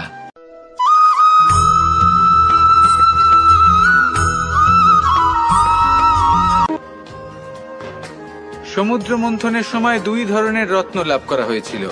প্রথম হলাহল, যার প্রভাব থেকে এই সমস্ত সংসারের জীবের প্রাণ বাঁচানোর জন্য মহাদেব তাকে নিজের কণ্ঠে ধারণ করে নিয়েছিলেন।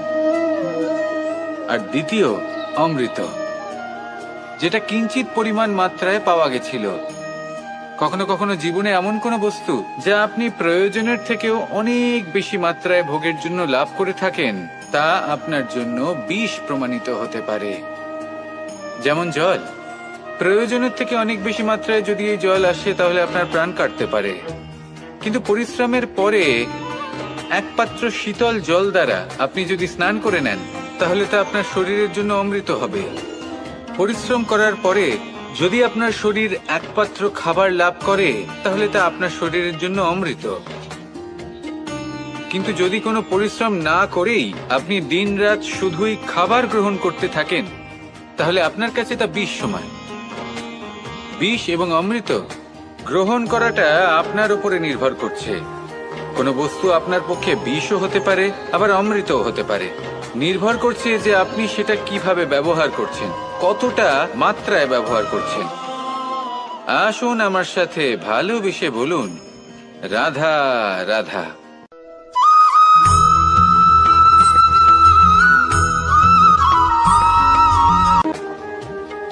সুখ, দুঃখ, মৃত্যু, মহামারী, এগুলো কখনো বলে আসে না, আবার জিজ্ঞাসা করেও আসে না। এমনই হয় দ্রুত ক্রীড়ার এই খেলায়। এক কারাগারের মতো, একটা মাকড়সার জালের মতো। যেমন একটা মাকড়সার জাল একটা পোকাকে নিজের দিকে আসতে আকর্ষিত করে নিজের চমকের দ্বারা, নিজের গঠন দ্বারা, সেরকমই দ্রুত ক্রীড়ার এই খেলা মানুষকে নিজের দিকে আসতে প্ররোচিত করে। শেষে গিয়ে মানুষ আটকা পড়ে। পার্থক্য শুধু এটাই, যখন এক পোকা এই জালে জড়িয়ে পড়ে তখন সে তার প্রাণ হারায়। মানুষ যখন এই দ্রুত ক্রীড়ায় আকর্ষিত হয়, সে নিজের মান, নিজের ধন সবকিছু হারায়, নিজের বিবেক হারিয়ে ফেলে। কিন্তু আপনি আপনার বিবেক কখনোই হারাবেন না। যদি আপনার মনে লোভ চলে আসে, আপনি লোভী হয়ে ওঠেন। যদি আপনি দ্রুত ক্রীড়ার এই খেলায় আটকা পড়েন, তাহলে মনে রাখবেন, এই খেলা থেকে ফিরে আসা প্রায় অসম্ভবই বলা যায়। নিজের বিবেক কখনো হারাতে দেবেন না, কারণ বিনাশ আসার প্রথম লক্ষণ হলো বিবেকের বোধ চলে যাওয়া। এই প্ররোচনায় কখনো পা দেবেন না।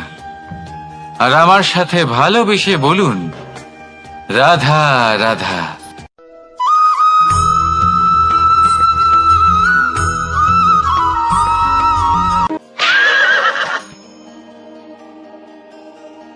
প্রেম, আড়াই অক্ষর, মাত্র আড়াই অক্ষরের এই শব্দ প্রেম, এর মধ্যে ত্রিলোকের এবং সমগ্র ব্রহ্মাণ্ডের বীজ নিহিত আছে। এমন কি আছে যা এই প্রেম করতে পারে না? যেখানে শক্তি এবং বিদ্যা প্রয়োগ করে আপনি কিছুই করতে পারবেন না, সেটাও প্রেম দ্বারা অর্জন করা সম্ভব। প্রেম চাইলে পাথরেও ফুল ফোটাতে পারে। প্রেম চাইলে ন্যাড়া পাহাড়ের বুক চিরে নদীপথ তৈরি করতে পারে। চাইলে নিরক্ষর ব্যক্তিকে সংসারের শ্রেষ্ঠ জ্ঞানী করে তুলতে পারে। শুধুমাত্র এই প্রেমের জন্য সবার দুষ্টু কানাই ঘনশ্যাম হয়ে উঠেছিল। শুধুমাত্র এই প্রেমের টানেই ত্রিলোকের স্বামী দ্বারকাধীশ নির্ধন সুদামার পদসেবাও করেছিলেন। এই প্রেম হলো সংসারের সবথেকে বড় শক্তি। এই সংসারের আধার হলো প্রেম। এমন কিচ্ছু নেই যা এই প্রেমের পক্ষে সম্ভব নয়। যেখানে বিদ্যা এবং শক্তি সাহায্য করতে পারে না, সেখানে এই প্রেম আপনাকে জয়ী করে দিতে পারে। তাহলে আসুন আর আমার সাথে ভালোবেসে বলুন, রাধা রাধা।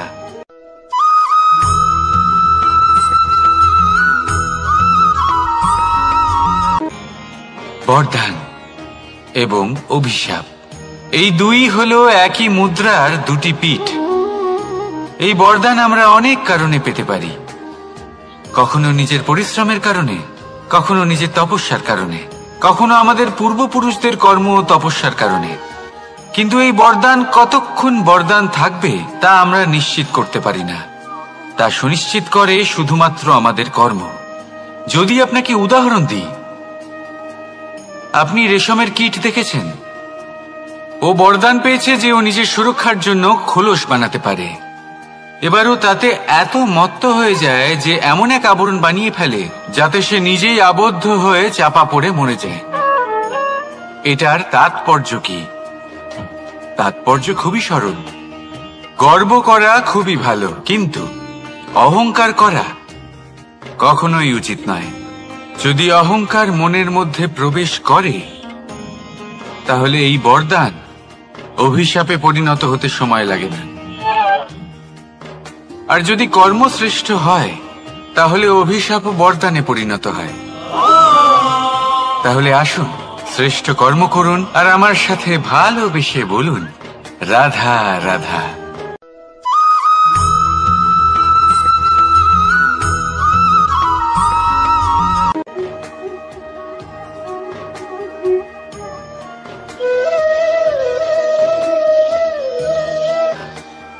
কর্ম এবং ফল। দেখতে গেলে এই সমস্ত ব্রহ্মাণ্ড এই দুইয়ের মাঝেই স্থির হয়ে আছে। মানুষজন কর্ম করেন ভালো ফল লাভের আশায়, আর ভালো ফল লাভের আশায় উনি এটাই ভুলে যান যে উনি যে কর্ম করছেন তা কি করছেন। আমি বলেছিলাম কর্ম করুন ফলের চিন্তা না করে, কিন্তু কি কর্ম করছেন সেই বিষয়ে ভাবাটাও অত্যন্ত আবশ্যক। নয়তো অনেক সময় আমরা এমন কর্ম করে ফেলি যা না চাইতেও বিষে পরিণত হয়, যা হয়েছে দুঃশাসনের সাথে, দুর্যোধনের সাথে, গুরু দ্রোণের সাথে। একজনের মানসিকতা উচিত ছিল না, একজনের বিবেক উচিত ছিল না, আরেকজন যে পক্ষ নির্বাচন করেছিলেন সেই পক্ষ উচিত ছিল না। আর যা কিছু ওনাদের সাথে হলো, আপনার আমাদের সকলের সাথে তা হতে পারে। আমি বলেছিলাম কর্ম করুন, ফলের চিন্তা করবেন না, কিন্তু এই কর্মের বিষয়ে বিচার করে দেখাটাও ততটাই আবশ্যক। দেখুন, কর্ম করার উচিত প্রক্রিয়া ফলের চিন্তা না করা, কিন্তু যদি আপনার কর্ম শুভ হয় তাহলে তার ফলও নিয়তি আপনাকেই দেবে। সর্বদা কর্ম করার সময় এটা ভাবুন যে আপনার এই কর্ম এই সংসারকে, এই সমাজকে, আপনার পরিবারকে, আপনার আশেপাশের মানুষজনকে কোন দিশায় নিয়ে যাবে। যদি এটা সবার জন্য মঙ্গলময় হয় তাহলে কর্ম করতে থাকুন। আর হ্যাঁ, নিশ্চিত রূপে ফলের চিন্তা করবেন না।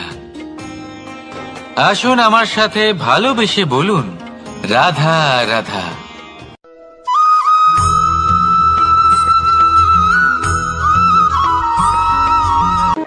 শব্দই হলো শূন্য, শব্দই হলো আরম্ভ, শব্দই হলো অন্ত, শব্দই হলো অমর, শব্দই হলো ব্রহ্ম। এই শব্দ হলো অত্যন্ত বিশেষ। কেউ কাঁদলে তাকে হাসিয়ে তোলে, কেউ হাসলে তাকে কাঁদিয়ে দেয়। কারোর মনে উদ্দীপনা জাগিয়ে তুলতে পারে, আবার কারোর মনে কাঁটা হয়ে বিঁধে থাকতে পারে। একটা অত্যন্ত গুরুত্বপূর্ণ কথা যা বোঝা অত্যন্ত আবশ্যক। আপনার মন, আপনার হৃদয়ে যতই শুদ্ধ হোক না কেন, যতই পবিত্র হোক না কেন, আপনার দৃষ্টিভঙ্গি যতই স্পষ্ট হোক না কেন, যদি আপনার কথা পবিত্র না হয়, যদি আপনার শব্দ শুদ্ধ না হয়, তাহলে তা আপনাকে আপনার কর্মফল ভোগ করতে বাধ্য করবেই।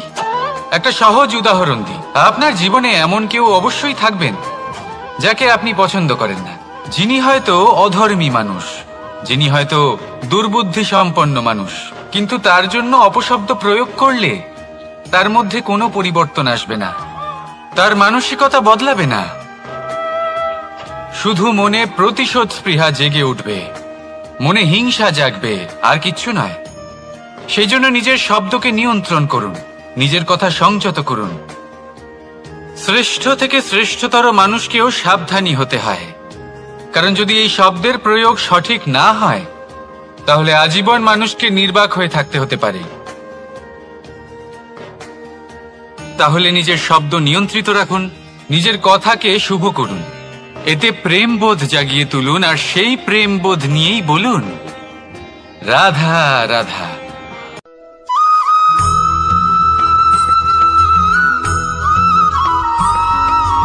বটবৃক্ষের বীজ সর্ষের দানার থেকেও ছোট হয়, কিন্তু যখন তা নিজের রূপ ধারণ করে তখন তা বিশাল বৃক্ষের আকার ধারণ করে, যা সহস্র বছর ধরে বেঁচে থাকে, ছায়া প্রদান করে, পাখিদের আশ্রয় প্রদান করে, আর দেয় পথচারীদের বিশ্রাম করার স্থান।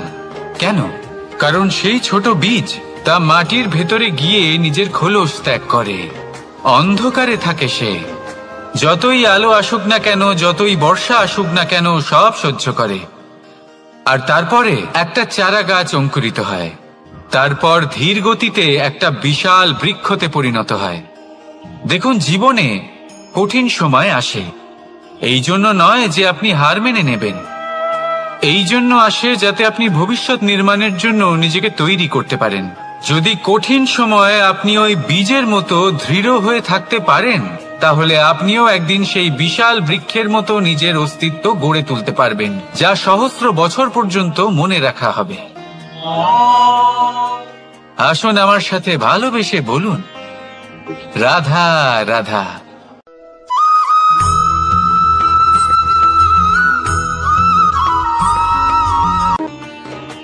ভগবান আর ভক্ত যখন এক আকার হয়ে যায়, যখন ভক্ত তার ভগবানের প্রতি এবং নিজের জীবনের উদ্দেশ্যের প্রতি সম্পূর্ণরূপে সমর্পিত হয়, তখন জন্ম নেয় ভক্তি। এই সংসারের সমস্ত আশা হয়তো আপনার সঙ্গ ত্যাগ করে দিতে পারে, তখনও ভক্তি সাথে থাকবে। ভক্ত আর ভগবান যখন এক আকার হয়ে যায়, তাদের মধ্যে কোনো পার্থক্য থাকে না। তারা এক হয়ে যায়, এক ব্যক্তিত্ব, এক অস্তিত্ব। সেই জন্য কখনো জীবনে যে কোনো রূপেই, যে কোনো প্রকারেই, যে কোনো ঈশ্বরকে মান্য করুন, মনের মধ্যে শ্রদ্ধা ভাব জাগ্রত করুন, মনে ভক্তি ভাব জাগ্রত করুন। এই সমগ্র সংসারে সব কিছু আপনাকে ছেড়ে চলে গেলেও তখনও এই ভক্তি শুধুমাত্র আপনার উত্থান ঘটাবে। তাই মনে ভক্তি জাগ্রত করুন আর আমার সাথে ভালোবেসে বলুন, রাধা রাধা।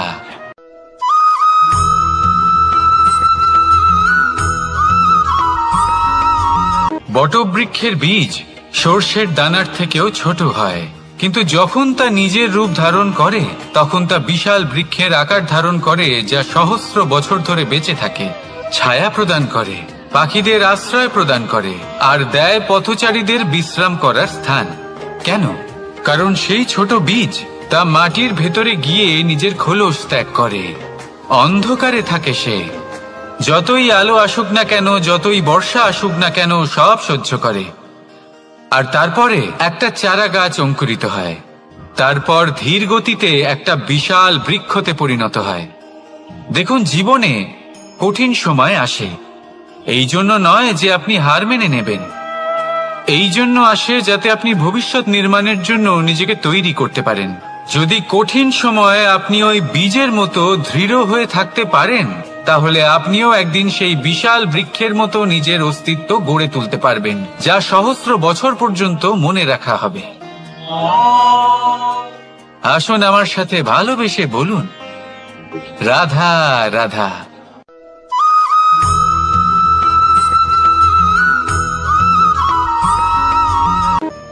সাফল্য কে না চান? সাফল্য লাভ করার, শিখরে পৌঁছানোর আলাদাই একটা আনন্দ রয়েছে। আর আপনজনদেরও কে না চান?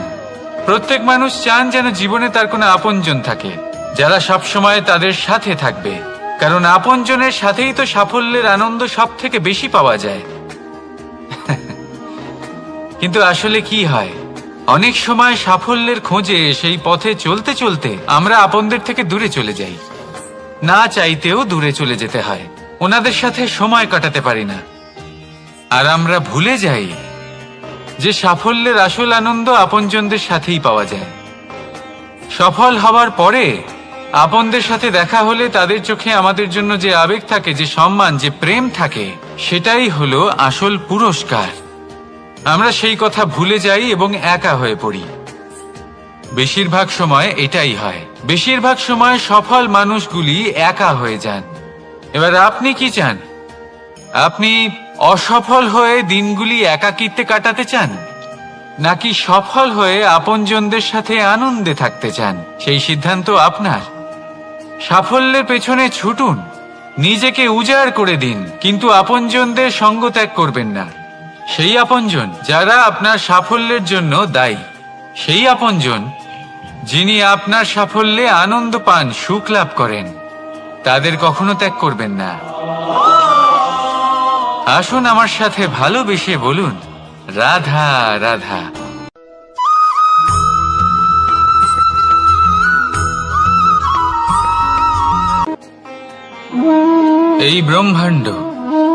এই ব্রহ্মাণ্ড কত বৃহৎ, তাই না? যার সম্মুখে এই পৃথিবীকেও একটা বিন্দুর মতো মনে হয়। আর এই পৃথিবীতে আমরা কে হই, আমাদের আকার কিরকম, আমাদের অস্তিত্বই বা কি? যখন আমরা এভাবে ভাবি তখন মনে হয় আমরা কিছুই নই। তা আমরা যখন কিছুই নই, তাহলে আমরা এত চিন্তা করি কেন? কি ভেবে ভয় পাই? কাকেই বা এত ভয় পাই? কে আমাদের মারতে পারে আর কেই বা আমাদের জন্ম দেবে? আত্মার আসলে না কখনো জন্ম হয় আর না কখনো মৃত্যু। আত্মা শুধুই শরীর বদল করে। আপনি, আমি, আমরা সকলে এই শরীর নয়, আমরা হলাম আত্মা, যা হলো পরম আত্মার পরম অঙ্গ। সেই জন্য মনে রাখবেন, বাইরের কোথাও দেখবেন না, নিজের অন্তরের গভীরে গিয়ে দেখুন, আত্মাকে উপলব্ধি করতে শিখুন। ক্লেশ, ভয়, চিন্তা, এই সব কিছুর থেকে নিজেকে দূরে রাখুন, তাহলেই উপলব্ধি করতে পারবেন পরমাত্মাকে। তাহলে আসুন আমার সাথে ভালোবেসে বলুন, রাধা রাধা।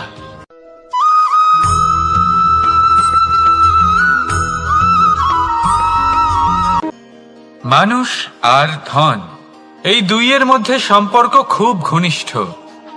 ধন হলো সেই শক্তি যার ব্যবহার মানুষ করে থাকে সাংসারিক বস্তু ক্রয় করার জন্য, নিজের জীবন যাপন করার জন্য। আর মানুষ হলো সেই শক্তি যারা ধনকে গুরুত্বপূর্ণ করে তোলেন।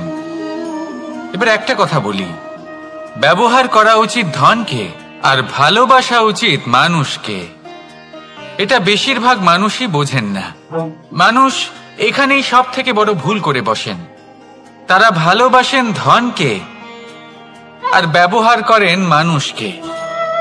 এ হলো অনুচিত। দেখুন, আপনি একটা সূচের দ্বারা যুদ্ধ করতে পারবেন না, আর কোনো তলোয়ার দ্বারা বস্ত্র সেলাই করতে পারবেন না, তাই না? কোনটা কিসের জন্য হয় সেটা বোঝা অত্যন্ত জরুরি। আপনিও সঠিক দিকে অগ্রসর হন। মানুষকে ভালোবাসুন আর ধনকে ব্যবহার করুন। যদি আপনি মানুষকে ব্যবহার করেন, তাহলে আপনি ভালোবেসে ফেলবেন ধনকে। আর এই ভালোবাসা ধীরে ধীরে পরিণত হবে লোভে, আর ধীরে ধীরে এটা আপনাকে বিনাশ করে দেবে। তাহলে সমস্ত মানুষকে ভালোবাসুন আর এইভাবে ভালোবেসে বলুন, রাধা রাধা।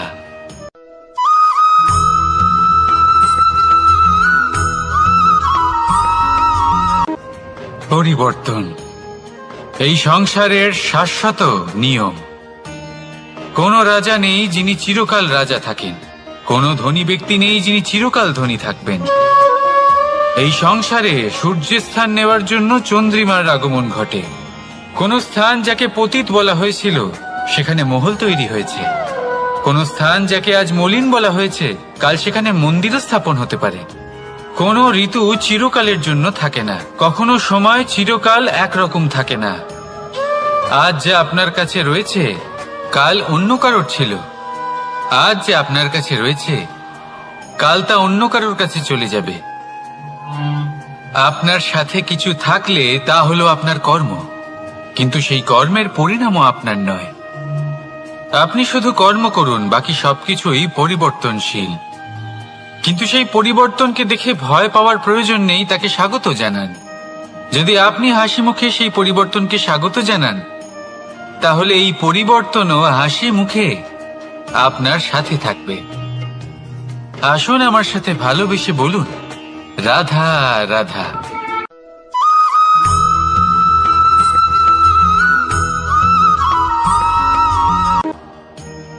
বল, শক্তি, পরাক্রম এই সংসারের বিকাশের মূল।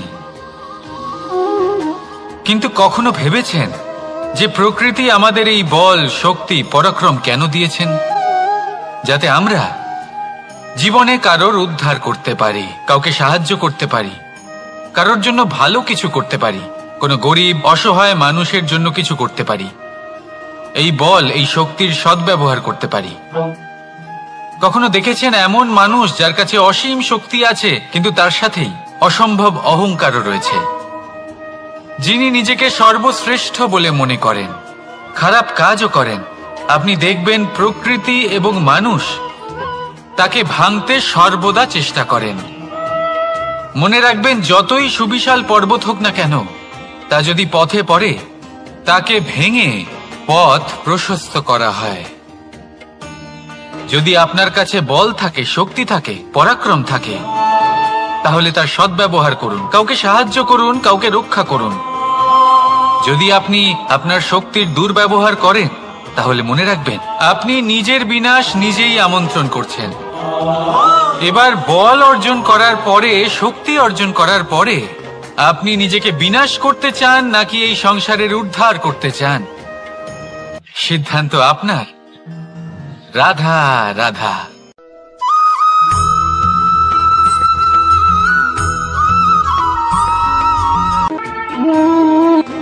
সময়, এই সময় আসলে কি? এই সময় একটা সরল রেখা তো কখনোই নয়। সময় হলো একটা চক্র, যেখানে এর আদি সেখানেই হলো এর অন্ত, আর যেখানে তা শেষ হয় সেখান থেকেই তার শুরু হয়। এই সময় একটা অত্যন্ত বিচিত্র চিন্তা, বিচিত্র ভাবনা, এ একটা বিচিত্র বস্তু যা কেউ বুঝতে পারেন না। এই সময়ের লীলা, এর কোনো প্রমাণ নেই, কোনো জ্ঞান নেই, কোনো পরিমাপ নেই। শুধু এটুকু আমরা জানতে পারি, যেখানে শেষ হবে সেখান থেকে একটা নতুন সূচনাও হবে।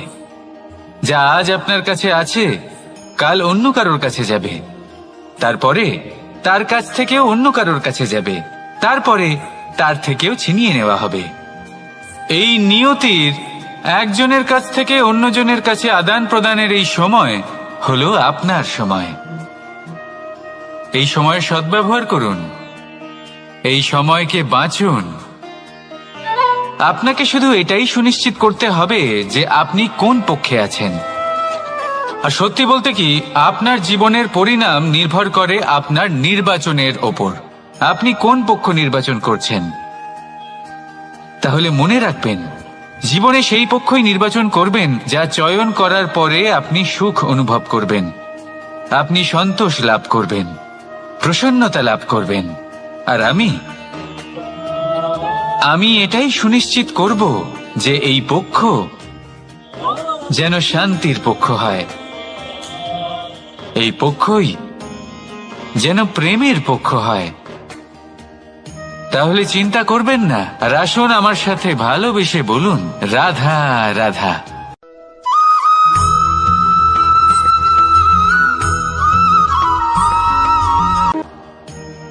বল, শক্তি, পরাক্রম এই সংসারের বিকাশের মূল। কিন্তু কখনো ভেবেছেন যে প্রকৃতি আমাদের এই বল, শক্তি, পরাক্রম কেন দিয়েছেন? যাতে আমরা জীবনে কারোর উদ্ধার করতে পারি, কাউকে সাহায্য করতে পারি, কারোর জন্য ভালো কিছু করতে পারি, কোনো গরিব অসহায় মানুষের জন্য কিছু করতে পারি। এই বল, এই শক্তির সদ্ব্যবহার করতে পারি। কখনো দেখেছেন এমন মানুষ যার কাছে অসীম শক্তি আছে কিন্তু তার সাথেই অসম্ভব অহংকারও রয়েছে, যিনি নিজেকে সর্বশ্রেষ্ঠ বলে মনে করেন, খারাপ কাজও করেন। আপনি দেখবেন প্রকৃতি এবং মানুষ তাকে ভাঙতে সর্বদা চেষ্টা করেন। মনে রাখবেন, যতই সুবিশাল পর্বত হোক না কেন, তা যদি পথে পড়ে তাকে ভেঙে পথ প্রশস্ত করা হয়। যদি আপনার কাছে বল থাকে, শক্তি থাকে, পরাক্রম থাকে, তাহলে তার সদ্ব্যবহার করুন, কাউকে সাহায্য করুন, কাউকে রক্ষা করুন। যদি আপনি আপনার শক্তির দুর্ব্যবহার করেন, তাহলে মনে রাখবেন আপনি নিজের বিনাশ নিজেই আমন্ত্রণ করছেন। এবার বল অর্জন করার পরে, শক্তি অর্জন করার পরে আপনি নিজেকে বিনাশ করতে চান নাকি এই সংসারের উদ্ধার করতে চান? সিদ্ধান্ত আপনার। রাধা রাধা।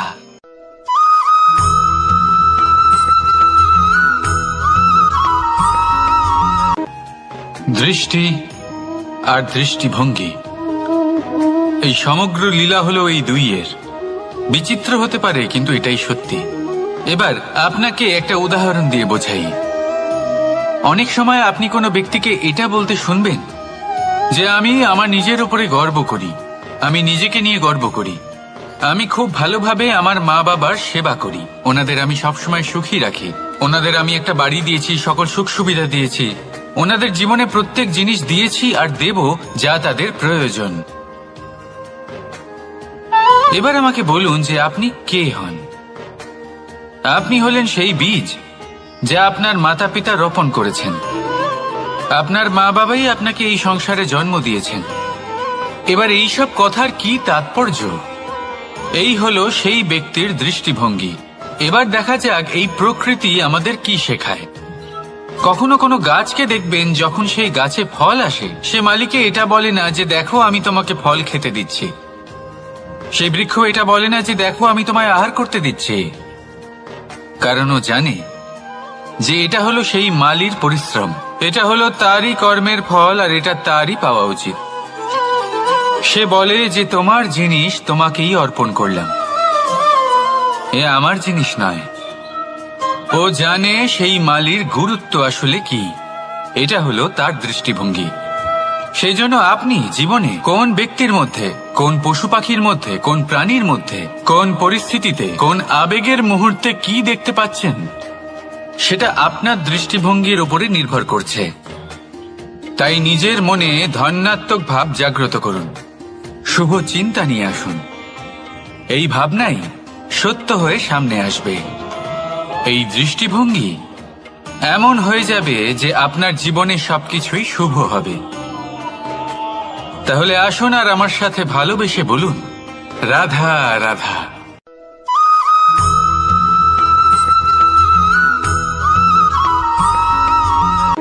আপনি কি কখনো জলকে নিজের মুঠোতে ধরে রাখার চেষ্টা করেছেন? চলুন আজ করা যাক।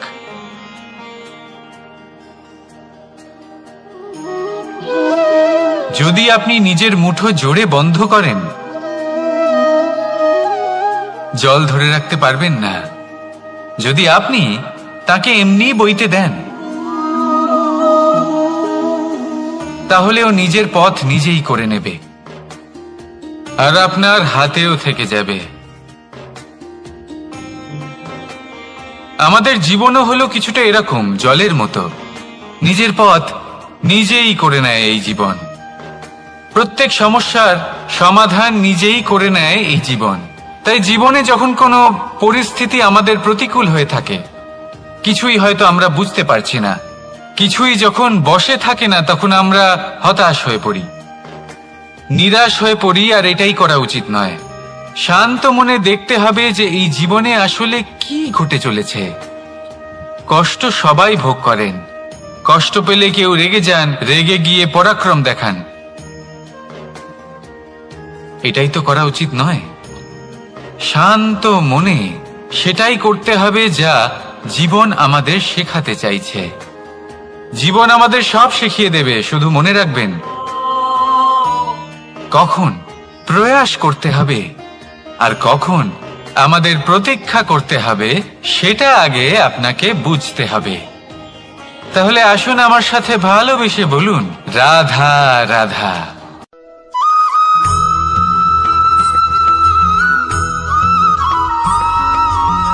প্রতিশোধ অথবা কাউকে দুঃখ দেওয়ার ভাবনা, যদি এটা আপনার মনে থাকে, তাহলে আপনি নিজের মনেই যন্ত্রণার একটা বিশাল বৃক্ষ রোপণ করছেন, এটা মনে রাখবেন। কারণ কাউকে দুঃখ দেবার এই ভাবনা, এটা হলো সেই বীজ যা আপনার মনেই পতিত হবে, আপনার মনেই অঙ্কুরিত হবে, আর আপনার মনেই একটা বিশাল বৃক্ষরূপে বেড়ে উঠবে। জীবন আপনার, কর্ম আপনার, কাউকে দুঃখ দেবার ভাবনা আপনার ছিল, এই বৃক্ষ হলো আপনার, তাই এর ফলও আপনিই পাবেন, যা গ্রহণও আপনাকেই করতে হবে। মনে রাখবেন, যে মানুষ এটা ভাবে যে আমি ওকে দুঃখ দেব, ওকে কষ্ট দিতে চাই আমি, সেই মানুষই দুঃখ আর কষ্ট পেয়ে থাকে। যদি সেই জায়গায় আপনি এটা ভাবেন যে আমি কাউকে সুখী করে তুলতে চাই, কাউকে সুখ প্রদান করতে চাই, তাহলে তারও বীজ আপনার মনেই রোপণ হবে, বৃক্ষে পরিণত হবে, যার ফলও আপনিই পাবেন। এখানে বিষয়টা হলো শুধু মানসিকতার চিন্তা, যা সত্য হয়ে আপনার সামনে আসে। তাহলে এই মানসিকতা শুভ করুন, সবার জন্য মঙ্গল কামনা করুন। অন্যের মনে আপনার জন্য ভালো চিন্তা থাকুক বা না থাকুক, আপনি সবার জন্য শুভ চিন্তা করে কর্ম করতে থাকুন, তাহলে আপনার সাথেও ভালোই হবে। তাহলে আসুন আর আমার সাথে ভালোবেসে বলুন, রাধা রাধা।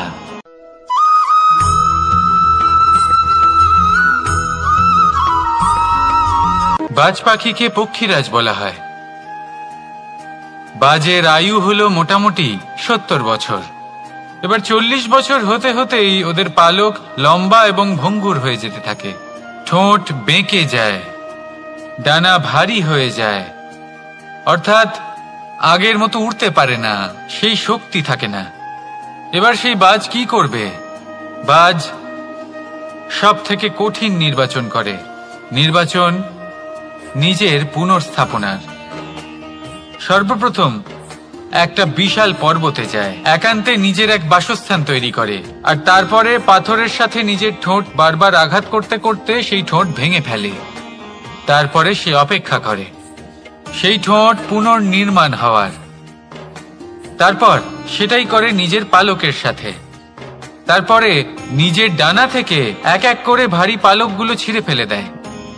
আর তারপর 150 দিনের এই যন্ত্রণা সহ্য করার পরে ও ফিরে পায় নিজের ওড়বার অনন্য ক্ষমতা, সেই শক্তি। আর তারপরে ও জীবনের পরবর্তী 30 বছর বাঁচে। কি বুঝলেন আপনি? যদি ইচ্ছে শক্তি থাকে তাহলে একজন দুর্বলও শক্তিশালী হতে পারে। আপনিও এটাই করুন, নিজের অতীতের যন্ত্রণার বোঝাগুলিকে ত্যাগ করুন আর কল্পনার খোলা আকাশে উন্মুক্ত হয়ে উড়ে বেড়ান। নিজের পুনর্স্থাপনা করুন, তবেই সর্বশ্রেষ্ঠ হতে পারবেন। আর মনে রাখবেন, এই ছোট ছোট পদক্ষেপই বড় বড় শিখরে পৌঁছে দিতে পারে। তাহলে আসুন আর আমার সাথে ভালোবেসে বলুন, রাধা রাধা।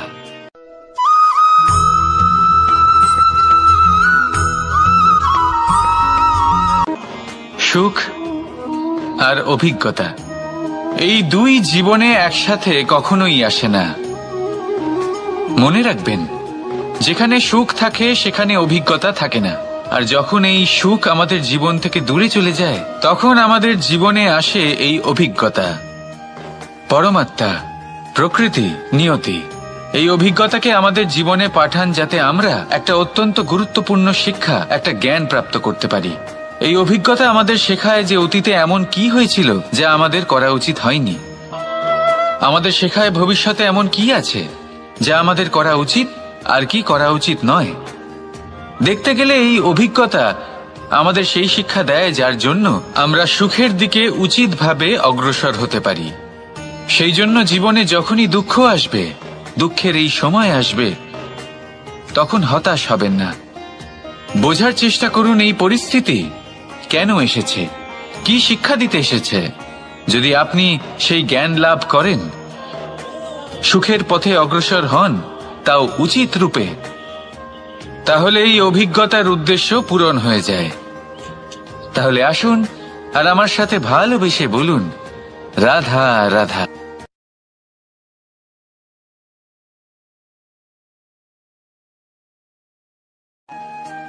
জীবনে আমরা সবাই, এই সংসারে প্রত্যেকেই শুধুমাত্র ওপরে উঠতে চায়।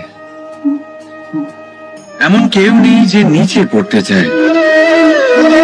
কিন্তু আপনাকে যদি সত্যের সাথে পরিচয় করাই, তাহলে নিচে পড়া অত্যন্ত আবশ্যক। যখন আপনি নিচে পড়েন, তখন সর্বপ্রথম আপনার মনে পড়ে ওপরে যখন ছিলেন, সেই স্থান, সেই সময় এবং তার গুরুত্ব কি ছিল। তার থেকেও বড় শিক্ষা, আপনার যখন পতন ঘটে তখন আপনি বুঝতে পারেন আপনার আপন কে আর আপনার পর কে। কে আপনার শুভাকাঙ্ক্ষী আর তারা কে যারা আপনাকে ঈর্ষা করেন, আপনাকে ঘৃণা করেন। দেখুন, যখন আপনার পতন ঘটে, সেই সময় যিনি হাত বাড়াবেন আপনাকে সাহায্য করার জন্য, উনিই আপনার আপনজন। আর যখন আপনার পতন ঘটে, তখন শান্ত হয়ে দেখবেন যে আপনাকে দেখে হাসছে সেই আপনার পর। আর এই আপনজন আর পরের জ্ঞান তখনই হবে যখন আপনার পতন ঘটবে, তখন নয় যখন আপনি উন্নতি করছেন। সেই কারণে পতনকে কখনো ভয় পাবেন না। এটা আপনাকে জীবনের খুব বড় এক শিক্ষা দিয়ে যায়। রাধা।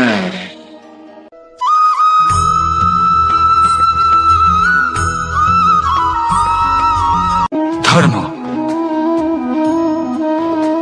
আমরা সকলে ধর্মের বিষয়ে কথা বলি, কখনো নিজের ধর্মের বিষয় আর কখনো অন্যের ধর্মের বিষয়। কখনো আমরা অধর্ম দেখলে সেই বিষয়ে কথা বলি। অনেক রকম আলোচনা হয়, কিন্তু এই ধর্ম আসলে কি, সেটা কি কেউ বোঝে? যদি আমি আপনাকে উত্তর দিই, এই উত্তর সরল। ধর্ম হলো তাই যা মানুষকে অন্য মানুষের সাথে, সমস্ত বিশ্ব সংসারের সাথে আনন্দ সহকারে বাঁচতে শেখায়। সেই জন্য আপনি যদি কখনো কোনো ধর্মীয় স্থানে যান, সেই ধর্মীয় স্থানে গিয়ে আপনার শান্তির অনুভূতি হয়, তাই না? কিন্তু দেখুন, ধর্মের জ্ঞান থাকলেই সেই মানুষ ধর্মের পথে চলতে পারবে এমন কোনো কথা নেই।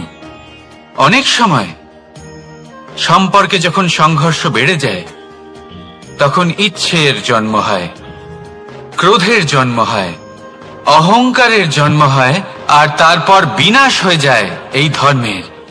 সেই জন্য দ্বিতীয় সবথেকে গুরুত্বপূর্ণ গুণ যা আমার সারথীর মধ্যে থাকা উচিত, তা হলো ধর্মবীর হওয়া। এবার দেখতে হবে সেটাই যে কে হবে সেই ব্যক্তি যিনি এই স্বয়ম্বরে নিজের ধর্মে অটল থাকবেন। কারণ সেই ব্যক্তি এই সংসার থেকে সরে এসে ধর্মের পুনঃস্থাপনের এই মহাকার্যে আমার সারথি হতে পারবেন। তাহলে আসুন আমার সাথে ভালোবেসে বলুন, রাধা রাধা।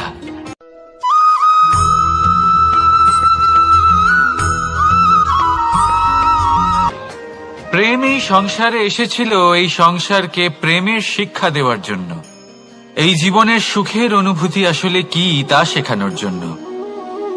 কিন্তু যদি সত্যি কথা বলি, তো আমি নিজেই প্রতিদিন প্রেমের নতুন নতুন স্বরূপ দেখতে পাই, প্রেমের একটা নতুন অনুভূতি প্রত্যেক নতুন দিনে। আর তার কারণ হলো এই প্রেম অনন্ত, এ হলো দৈব। প্রেম হলো এই সংসারের সব থেকে বড় ঢাল এবং সব থেকে বড় অস্ত্র। এই প্রেম ছাড়া না কোনো ন্যায় হয় আর না কোনো শাস্ত্র, না জীবন আছে আর না অন্ত। এবার যদি এই প্রেম মনের মধ্যে বাস করতে শুরু করে, তাহলে কখনো কোনো সমস্যাই হবে না, আর যদি হয়েও থাকে তাহলে তা স্থায়ী হবে না। এই প্রেম কি না করতে পারে? এই প্রেম সমস্ত সমস্যা মিটিয়ে ফেলতে পারে, আপনার মনের মধ্যে অহংকারকেও বিনাশ করে দিতে পারে, আপনাকে সাক্ষাৎ ঈশ্বরের সাথে দেখা করাতে পারে। তাই প্রেমের দ্বারা প্রয়াস করতে থাকুন এই সংসারের প্রত্যেক মানুষকে, প্রত্যেক বস্তুকে, প্রত্যেক জীব জন্তুকে ভালোবাসবেন। আর এই প্রেমের দ্বারাই বলুন, রাধা রাধা।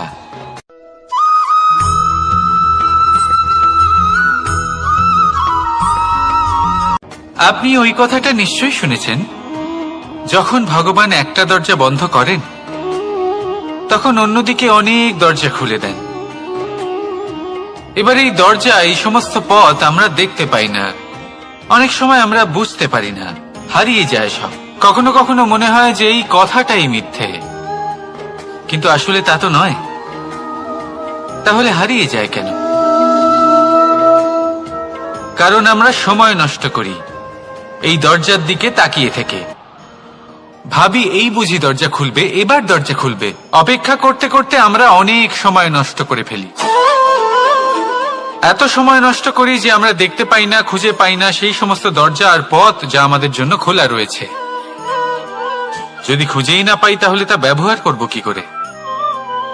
মনে রাখুন, ভগবান সবসময় আমাদের সাথে রয়েছেন, আমাদের সাহায্য করছেন। এই পথ সব সময় আছে, সর্বত্র আছে। দরকার রয়েছে শুধুমাত্র দৃষ্টির, দৃষ্টিভঙ্গি এবং ভাবনার। এই দৃষ্টিকে বিস্তৃত করুন, এই দৃষ্টিভঙ্গিকে ধনাত্মক করে তুলুন, আর এই ভাবনা, এর সীমা একটু বাড়িয়ে তুলুন। তারপর দেখবেন সব খুঁজে পাবেন। আসলে কি, এই যে ঈশ্বর, এই যে পরমাত্মা, তা আমাদের সাথে রয়েছে, আমাদের মনের মধ্যে রয়েছে। যিনি তাকে মন থেকে চাইবেন, তিনি তাকে মনের মধ্যে অবশ্যই খুঁজে পাবেন। যদি উনি মন থেকে চান পথ খুঁজে পেতে, তাহলে তিনি অবশ্যই পথ খুঁজে পাবেন। তাহলে আসুন আমার সাথে ভালোবেসে বলুন, রাধা রাধা।